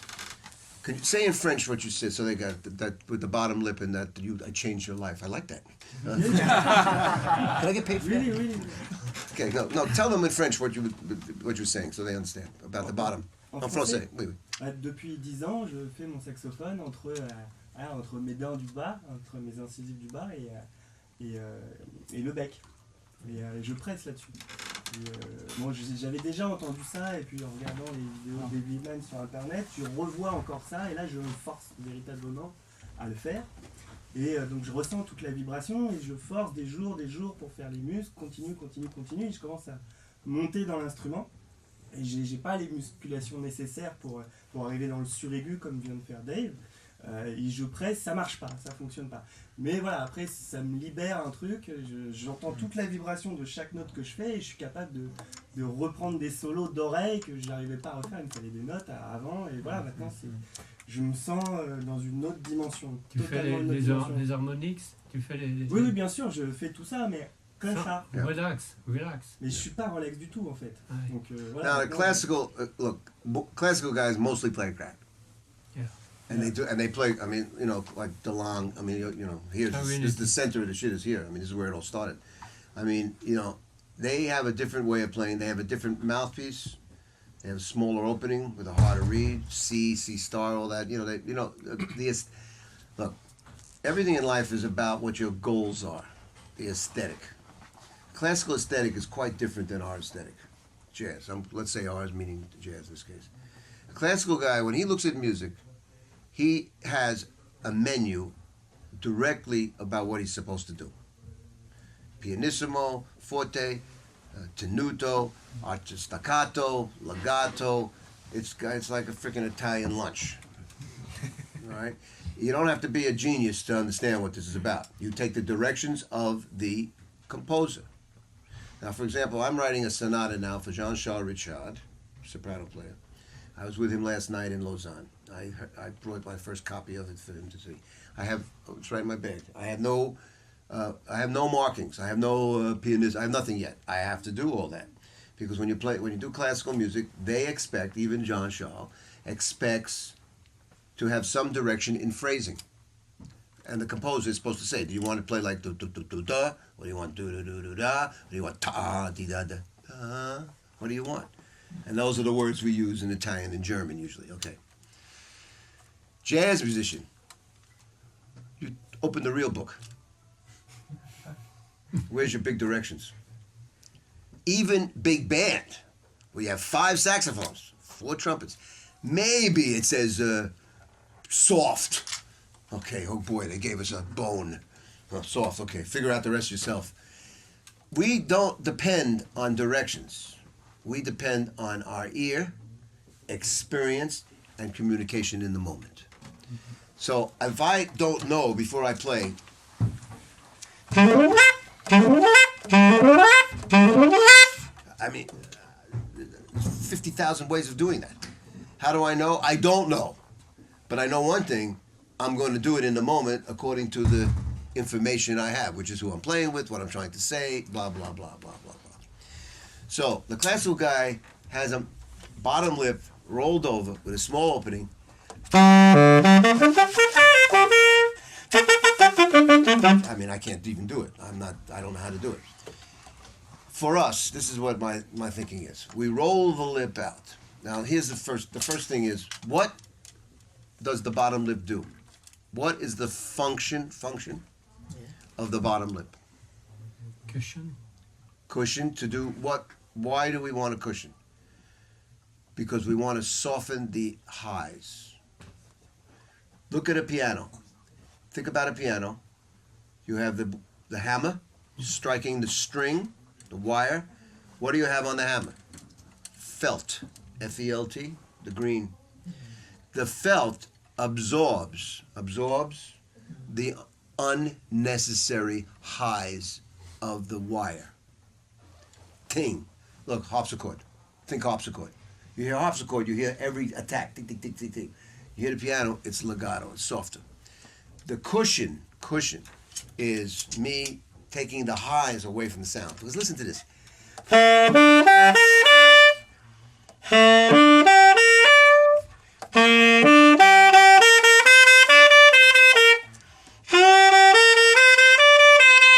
You hear the difference? I took those edges off. Now, if I wanted, I can do it, but that's not what we're doing now. I change it according to what I want to do. But for more of the normal way, we want the lip out as a cushion. What's the second thing the lip does, besides cushion the highs? What does the bottom lip do? Put your finger in your mouth. Everybody. Play high F. Think high F. Think low B flat. What are you doing? control. What are you controlling? The pressure. We're close, but not there. What is the bottom lip doing with the reed? It's not up and down, even though you might think so. It's controlling the vibrations of the reed. And after all, this is what's vibrating. I mean, this is vibrating, but this is where the cross between me and the instrument happens. We have to have sound as vibration. You gotta have something moving. You got this moving, you got this moving, you got this, but you really got this piece of wood moving. This is the reed, and that's the function of the reed. So when I take my bottom lip and I play high, if I play high F, I play more like that, don't I? And when I play low B flat, I play more like that. This is not up and down. This is in and out. What we call it is covering and uncovering. Covering and uncovering. Now, why would I uncover for high F? And why would I cover completely for low B flat, especially subtone? Why? The fastest part of the vibrations of the reed are where? At the edge, right? The vibrations here are much more than the vibrations here. This is the thinnest. It's the string. Look at the piano. Look at the high notes, the high strings. They're like this. Look at the low strings. They're like that. Thin is high. Fast. So when I play a high F, I'm really opening up the tip of the reed. And the reed is vibrating faster than when I play low. I muffle, subdue, dampen the vibrations of the highs so that the lows come out. So really what I'm doing is an in and out motion. The reed is, in my mouth is actually open. It's nothing on it. You can't see it, but you can hear me click it with my tongue. Now here's a low.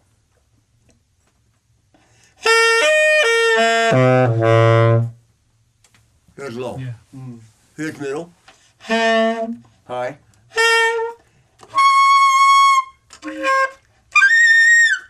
That's here. This is all open.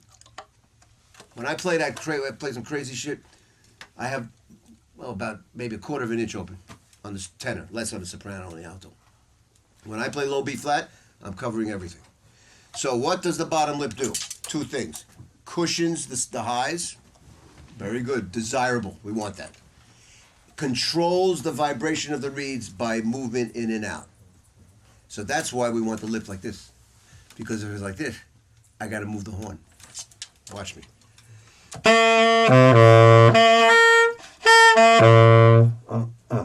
Here.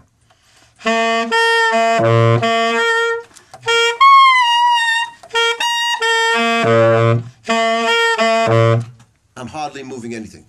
And that's the same thing when you do the mouthpiece alone, right? When you do that thing from the mouthpiece.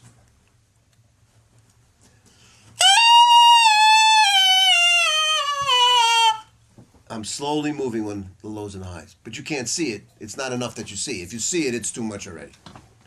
So what you saw me do, what I explained on the video, what I did, was when I walked in my first lessons, whenever that was, I was 12 years old, with not with the great guru guy. No, this was a teacher in Brooklyn, in a house, on a Saturday morning, like most of us start music, in your neighborhood, your environment.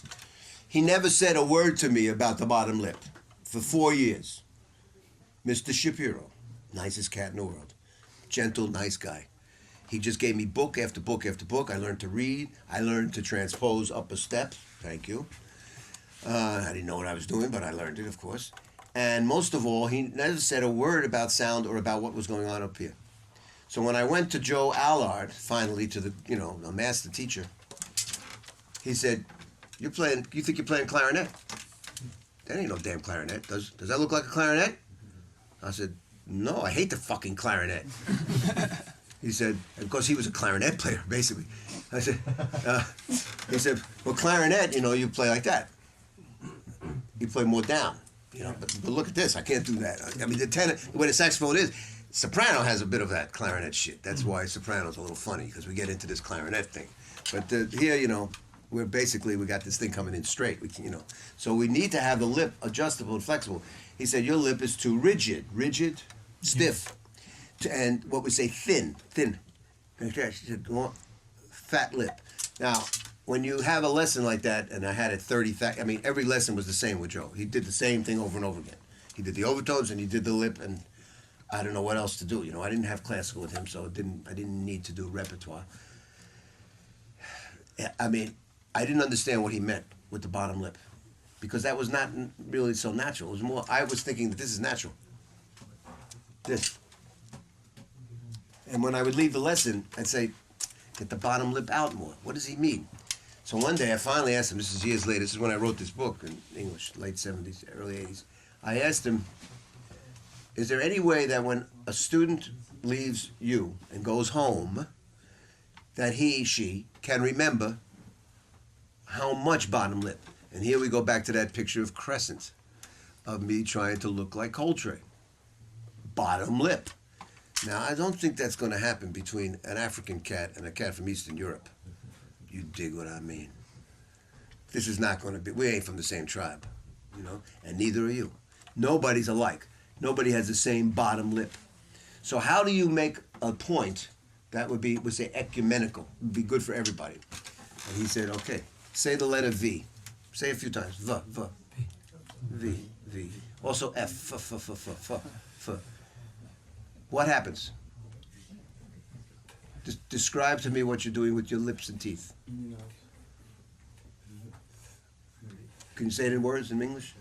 It's in the middle. The middle of your bottom lip. V. Now look. If I say V, for me, I don't say V. And I don't say V. Now, for maybe he has more, he's going to look different than I'm going to look. You're going to look different than you're going to look. The point is, when you say V, you are what we say. You're displaying your natural bite. And you go to the dentist, and they do the boom, boom, boom, boom, boom, and then afterwards they see if it's high. They have to take sometimes the filling down. They can't see. They have to do it with you, and they put that paper in, and they make it. And then they go zzzz like that, and they cut it down. You have a natural bite, which is V. V. So what Joe would do, he would take a pen. He'd say V. Say V. He would come over and he'd put a pen mark on your lip with pen. Black magic marker. No fucking around. No blue ink. You know what I mean? It's like, and then magic marker was not even a thing. It was a, you know, who knows what it was. I mean, if I think about it now, I'd probably get sick. Probably have lead poisoning or some shit. So he would, and he would say, now go to the middle C and think about where that space is. Go to the middle C and think about where that place was, and say V, but say it as if you're playing a middle C. And why middle C or B or C sharp? Because that's between covering and uncovering. That's your neutral. So you start from there, and here's your highs and here's your lows. But you have to have a place to start. It's like when you see, we say seesaw in a park. What do you call it? Yeah. You know, in the seesaw, and you have the middle. You know, if it's not right, you got to have it, you know, like that. So if you have a chance to do this, when you go back and you get your horn out, say V, and then imagine saying V now with the mouthpiece in there, and play middle register, and then play high and low, and watch and feel the movement. V. Right there. V. This is my V. Right there. Not this. There's too much V. It's too little. V. No. V. So it's like I have a pen mark or something in my mind.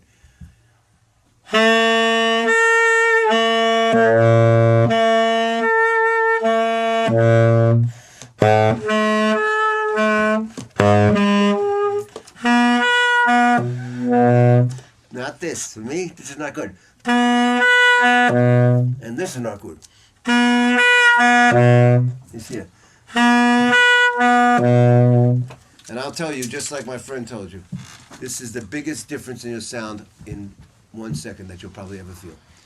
I gave this lesson, and David Sanborn was with me. It's in the 80s. Now, he has an amazing sound, of course. And I gave this whole lecture, blah, blah, blah. and there were like 10 guys there, and I had him come up. I said, Dave, just play a little bit. And he plays stuff, whatever.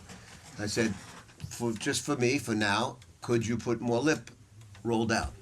And he said, sure. And he did it, and the guy's sound increased about 20%. Now that's already a sound that's like this anyway, you know. So he freaked out. He said, holy fuck, what the fuck is this shit? You know, he said, I mean, I've been doing this all along, you know, like that. I said, listen, you're making $300,000 a year. I wouldn't change a thing. I said, please, don't let me be the root of all evil here. But just for your benefit, so you know, you could put your lip a little bit further out, and actually, even for you, your amazing sound that you have, you could get a fuller sound, and it's true. It's really true. And this is, if every one of you would go now, if we did this, probably 90%, 9 out of 10 of you, you would hear a difference if you put your lip out more.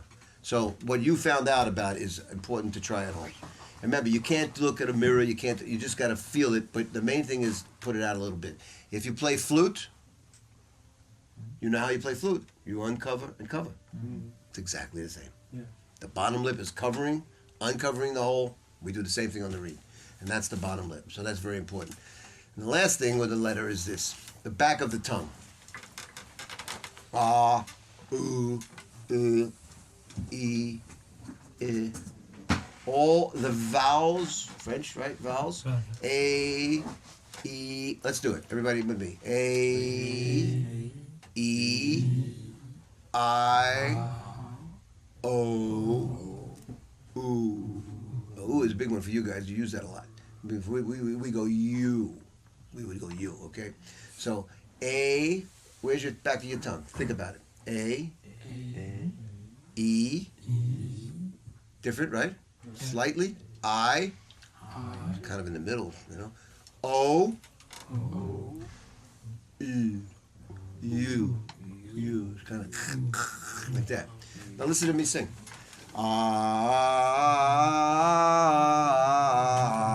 Compared to E, compared to ooh. So let's go back to what we did in the beginning, testing the saxophones. You tell me what sounds different and what's different about the 3 ways I do it. A,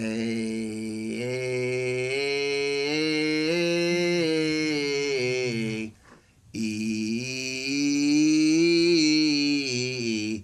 ooh. What's the difference between the 3? A, E, U in this case. Listen again. We did this exactly what we did with the saxophone an hour ago. Describe the sound in words. Use French if you have to. A,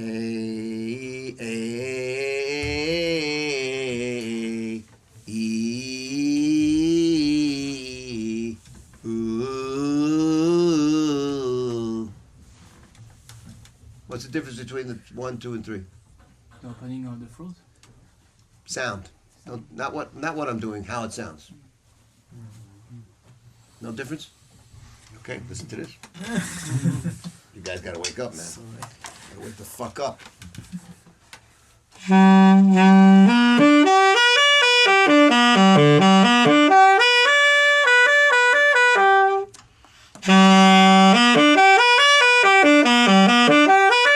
What's the difference between 1 and 2? Here's 1.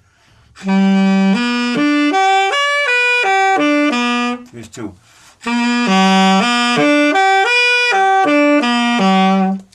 What's the difference between 1 and 2? Quality of sound. What's the difference in the quality? 2 is brighter. It's more. Well, could we say the word focus again? That we did before with the horns, with the yellow versus the brown. All right? The second, the focused one, is what I'm after. And that is the letter E. Everybody? When you say E, where is your tongue? Where's your tongue? Touching the top teeth. Right? Very lightly. You're not like E, you know. You can't, because you can't say E without closing this. That's the vowel. E is a closed, we say closed vowel. E, E. So if I say E, listen to the sound.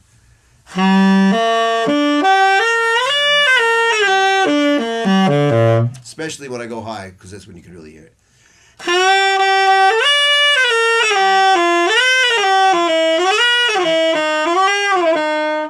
is ah.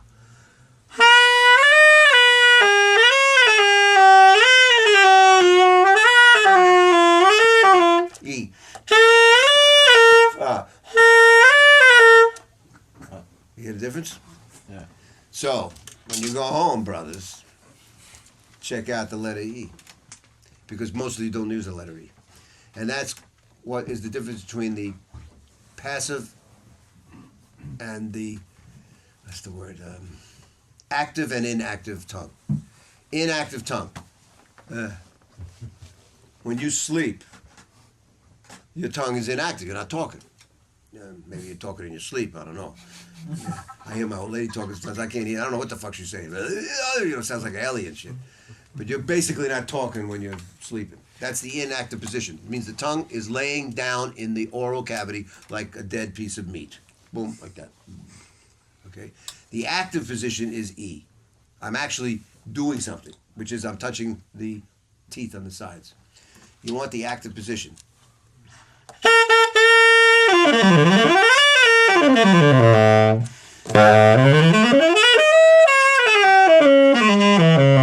Not.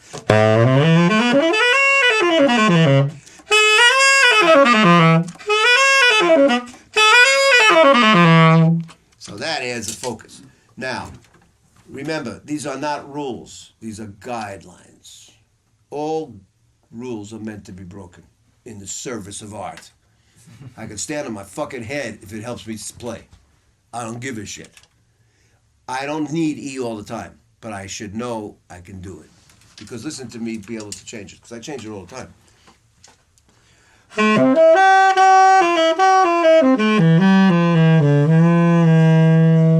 Or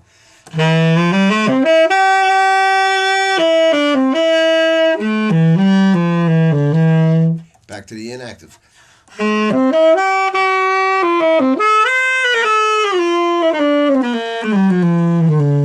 Active.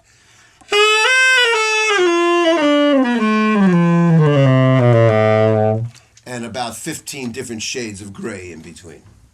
You dig? So I'm not saying that there's one position you should have, but you should know about the E position because nobody really, you probably don't do it much because nobody's telling you to keep your tongue up. But when you have the tongue able to go E, ah, ooh, that gives you a whole bunch of colors. And that helps with the matching in the overtones. That's what's going on, the back of the tongue. Because you can hear the difference when I sing. And if I would do the, well, yeah, let's do this. You can feel that, you can actually feel it. Give me a hand. Okay, so I'm going to put a ta behind it. So ta, which is the inactive. Ta, ka, pa, compared to ti, ti, ti. The ta is like, the ta is the brown horn. The E is the gold horn. And what I want is all of it. I want everything. I want to be able to say blue, yellow, red. Dark, light, nasal. Watery, thin, shallow, brilliant. I want to be able to do it all. And that's the thing that makes us different from the classical cats. We're not being told where to go. We don't know where we're going until we get there. And experience helps you, of course, find out how to get there and all that stuff. But the point is, when I'm playing a melody, or I'm playing anything, I don't have any guidelines for colors. I have only my intuition, my experience, and whatever my taste is. Taste is personal. You cannot account, we say in English, you can never account for, or never measure taste.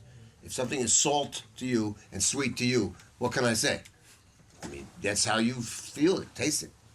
So my point in playing, and by the way, this goes into this too, in the end, you know, I mean, what this is about is choices. You know, in this case, harmonic choices. About ways of painting different colors and feelings and emotions and expression and so forth by harmony. This is what this basically is about. What the first order of business is in your instrument, whatever your instrument is that you have you have as much control as possible for the sound palette that's coming out. So that when you want to sound like Cannonball, what we said, Happy, or like Elegant, or whatever those Chinese cats were talking about, and I read it to you, you can do it because you know how to manipulate the sound. Now, it takes imagination, it takes your ear, but most of all, it takes wanting to do it. And that's where the overtones and the long tones and all that comes into being. This is not about what you're playing. I'm not talking about jazz. I'm just talking about color of the horn, of the instrument, and the way you have the ability to control the instrument. And that's what you want. You want control. You don't want the instrument to control you. When I see a lot of saxophone players, I go like, they have this thing on them, this piece of brass, even if it's the little guy, and it controls them. It's controlling you. And it ain't the instrument, man. It's you. Here's a great Phil Wood story, man, with Bird, Charlie Parker, whose wife he married in this fucking city. Yeah. And had 4 children with. Can you imagine marrying Charlie Parker's wife and you play like that? Think about it, man. It's deep. It's deep. It's beyond deep. Okay, so this is the one time Phil Woods met Charlie Parker. You would think this would be amazing, right? I mean, Sorry. so Yeah, that's it. they're playing in Manhattan. They're down by Sheridan Square, down by where 55 bars and all that shit. And Bird's playing, Phil's playing in a band, something like that, and they say Bird's across the street playing in a club, like down there, like Carmine Street or some shit. So Phil's like, oh shit, he takes a day on a break, and he goes, and Bird's playing with a piano player duo, baritone sax. Probably didn't have a horn, right? Like I don't have a tenor, you poor guys. It's a little different here. All right, so he says to Bird, he says, Mr. Parker, I'm playing down the street, but I have an alto. Would you like to play my alto? Oh, young man, that would be so nice of you. Thank you. That'd really be so sweet, very gentle of you. Now, Phil his introduction to this is, I'm at a period where I hate my horn. I hate the reed. I hate the neck strap. I hate the case. I hate my horn. My horn sucks. It doesn't play. It's fucked. And does anybody know what I'm talking about? I had a night last night where I hated my fucking horn. I was really pissed off at it last night. I'm pissed off at this piece of shit. What the hell's that about? Okay. So he's like, so he takes this alto that he hates and can't stand and it's not playing well. And you know what the rest is here. He goes to Bird, he says, Bird plays Long Ago and Far Away. It's an old tune. He said, and there ain't nothing wrong with that fucking horn. There ain't nothing wrong with that horn. It sounds like God playing it, baby. And of course, afterwards, he says, young man, would you play? I'd love to hear you play. Please play something for me. And then he plays and says, the only time he ever met him. So then, of course, the end of the story is Phil saying when he's talking to me, he says, believe me, I never complained about a horn again after that. So when you say, this brings me to this. When you're playing, or you see somebody play, and afterwards you go up to them and say, horn sounds great. You ever get that? Anybody ever say that to you? Boy, that horn sounds fantastic. And then you go like this, you go, I don't hear anything. Remember that when somebody says the horn sounds great. Excuse me, this is a piece of brass. This don't sound like shit. This ain't nothing without me controlling it. And that's why when you're looking for a horn, yeah, okay, there's a difference between a Selmer and a Yamaha and a Keilwerth, 122,000.52. Yeah, there's a difference, of course. But really, in the end, it's your abilities to manipulate this piece of machinery. This is a car. You learned how to drive a car. You learn how to drive a bicycle. You learn how to cross the street on green light instead of red. You're learning to take something and make it yours. And it should be an extension of your voice, and you should be able to express yourself the way you do when you speak, and of course, when you sing. It's an extension of vocalization. And that's the goal. So that's why when I teach what we did today, this, and we didn't do breathing, but that's of course an essential part of it. It is so that you understand the basics of playing the saxophone. Then you can go play fast, slow, play up and down, play pentatonics. I don't give a fuck what you do. But the main thing is whatever the sound is, that you control the sound. And you have to have that in your head. And that's why you practice this shit slow. And every day. If you don't practice the tone thing every day, I tell you the truth, you're wasting your time. You're going to play, it's going to be fingers. And the saxophone is a very easy instrument. This is what we said before. That's why it was perfect for jazz. It's a very easy instrument compared to flute. Come on, clarinet's a bitch. Every octave's a different fingering. You could be like this. You gotta look like a prune, you know what I mean? A trombone, you wanna play trombone? That piece of plumbing should be in the bathroom. That's where trombone belongs. Fucking toilet. You kidding me? And trumpet? You ever talk to trumpet players about what they go through? You wanna see Miles Davis after he didn't play for 5 years? How long it took him to get his lips back together? Because he didn't play? Trumpet, if you don't play it every day or two, you're screwed, you're messed up. You're in pain, constant pain. This instrument, anybody can play the saxophone. You put it in your mouth and you got it. So really, for us, to control this instrument is not such a big thing. It just means you have to think like that and do basic exercises. The other thing I do after a while, let me talk about this, is for long tones, but long tones is like saying I live in a house. Well, which room in the house? I mean, what do you mean, long tones? What do you do long tones for? Why do we do long tones? Gentlemen? When you do long, everybody does long tones, right? Long, it's like the Bible. Long tones, I do. What do we do? Why do we do long tones? Your teachers told you to play long tones, right? Somewhere. To control Control what? the sound. What part of the sound? The sound. Now we're talking apples and oranges. Fruit. Which fruit? I want an apple, not a fucking orange. What sound? Part of the sound. There's about 5 to 10 different things you do when you do long tones. There's breath. There's pianissimo to fortissimo. There's no shaking in the sound, if you could do that. No vibrato. Then there is vibrato. Then there's like all that stuff, right? Then there's pre-tone and post-tone. Pre-tone. Pre-tone. From air and out. Not that.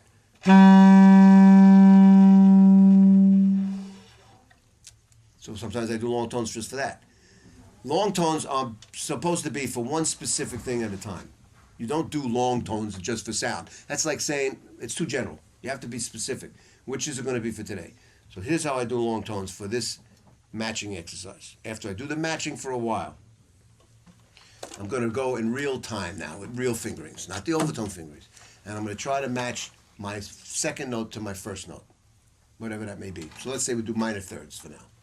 So I'm going to start middle register, G to, let's do minor thirds, G to B flat. Whatever that sound is, in my brain, after all the talk we had about sound, I have a picture of that sound. I want the B flat to be that as soon as I can, maybe on the first try.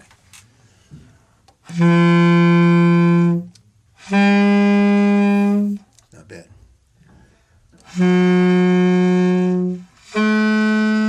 But this wouldn't be good.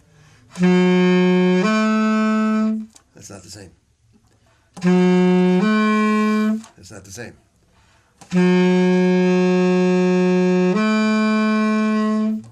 And as you get higher, it gets more. Now you hear how different that is? Now that's because we're off the stack now.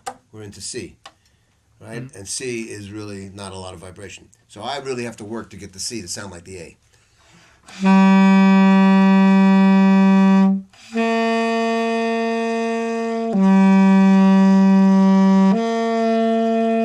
Trying to get the bottom of the sound.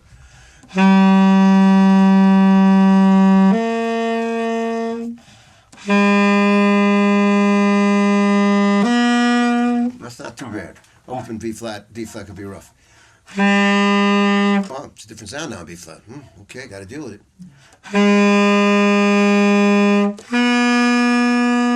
Better because I changed to B flat. I'm constantly adjusting is my point. Now let's see, wider intervals will be much harder. Let's do about fourths. I'll start on E. I'm going to go like that, okay?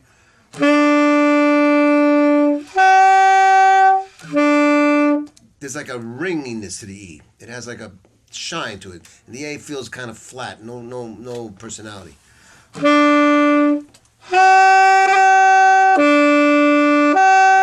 Now it's a little closed. Better.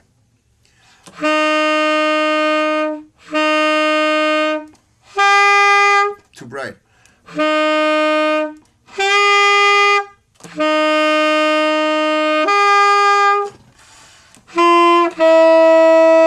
No, it's really dead sound, the F sharp. Too bright. Now it's out of tune, though. So I have to work on it. So what I'm doing is I say real time, not overtones, I'm playing the way I'm really going to play the horn. I want to be constantly adjusting my sound. And if I can get that ability, then I'm cool. And that's what takes a long time to get. And that's a practice.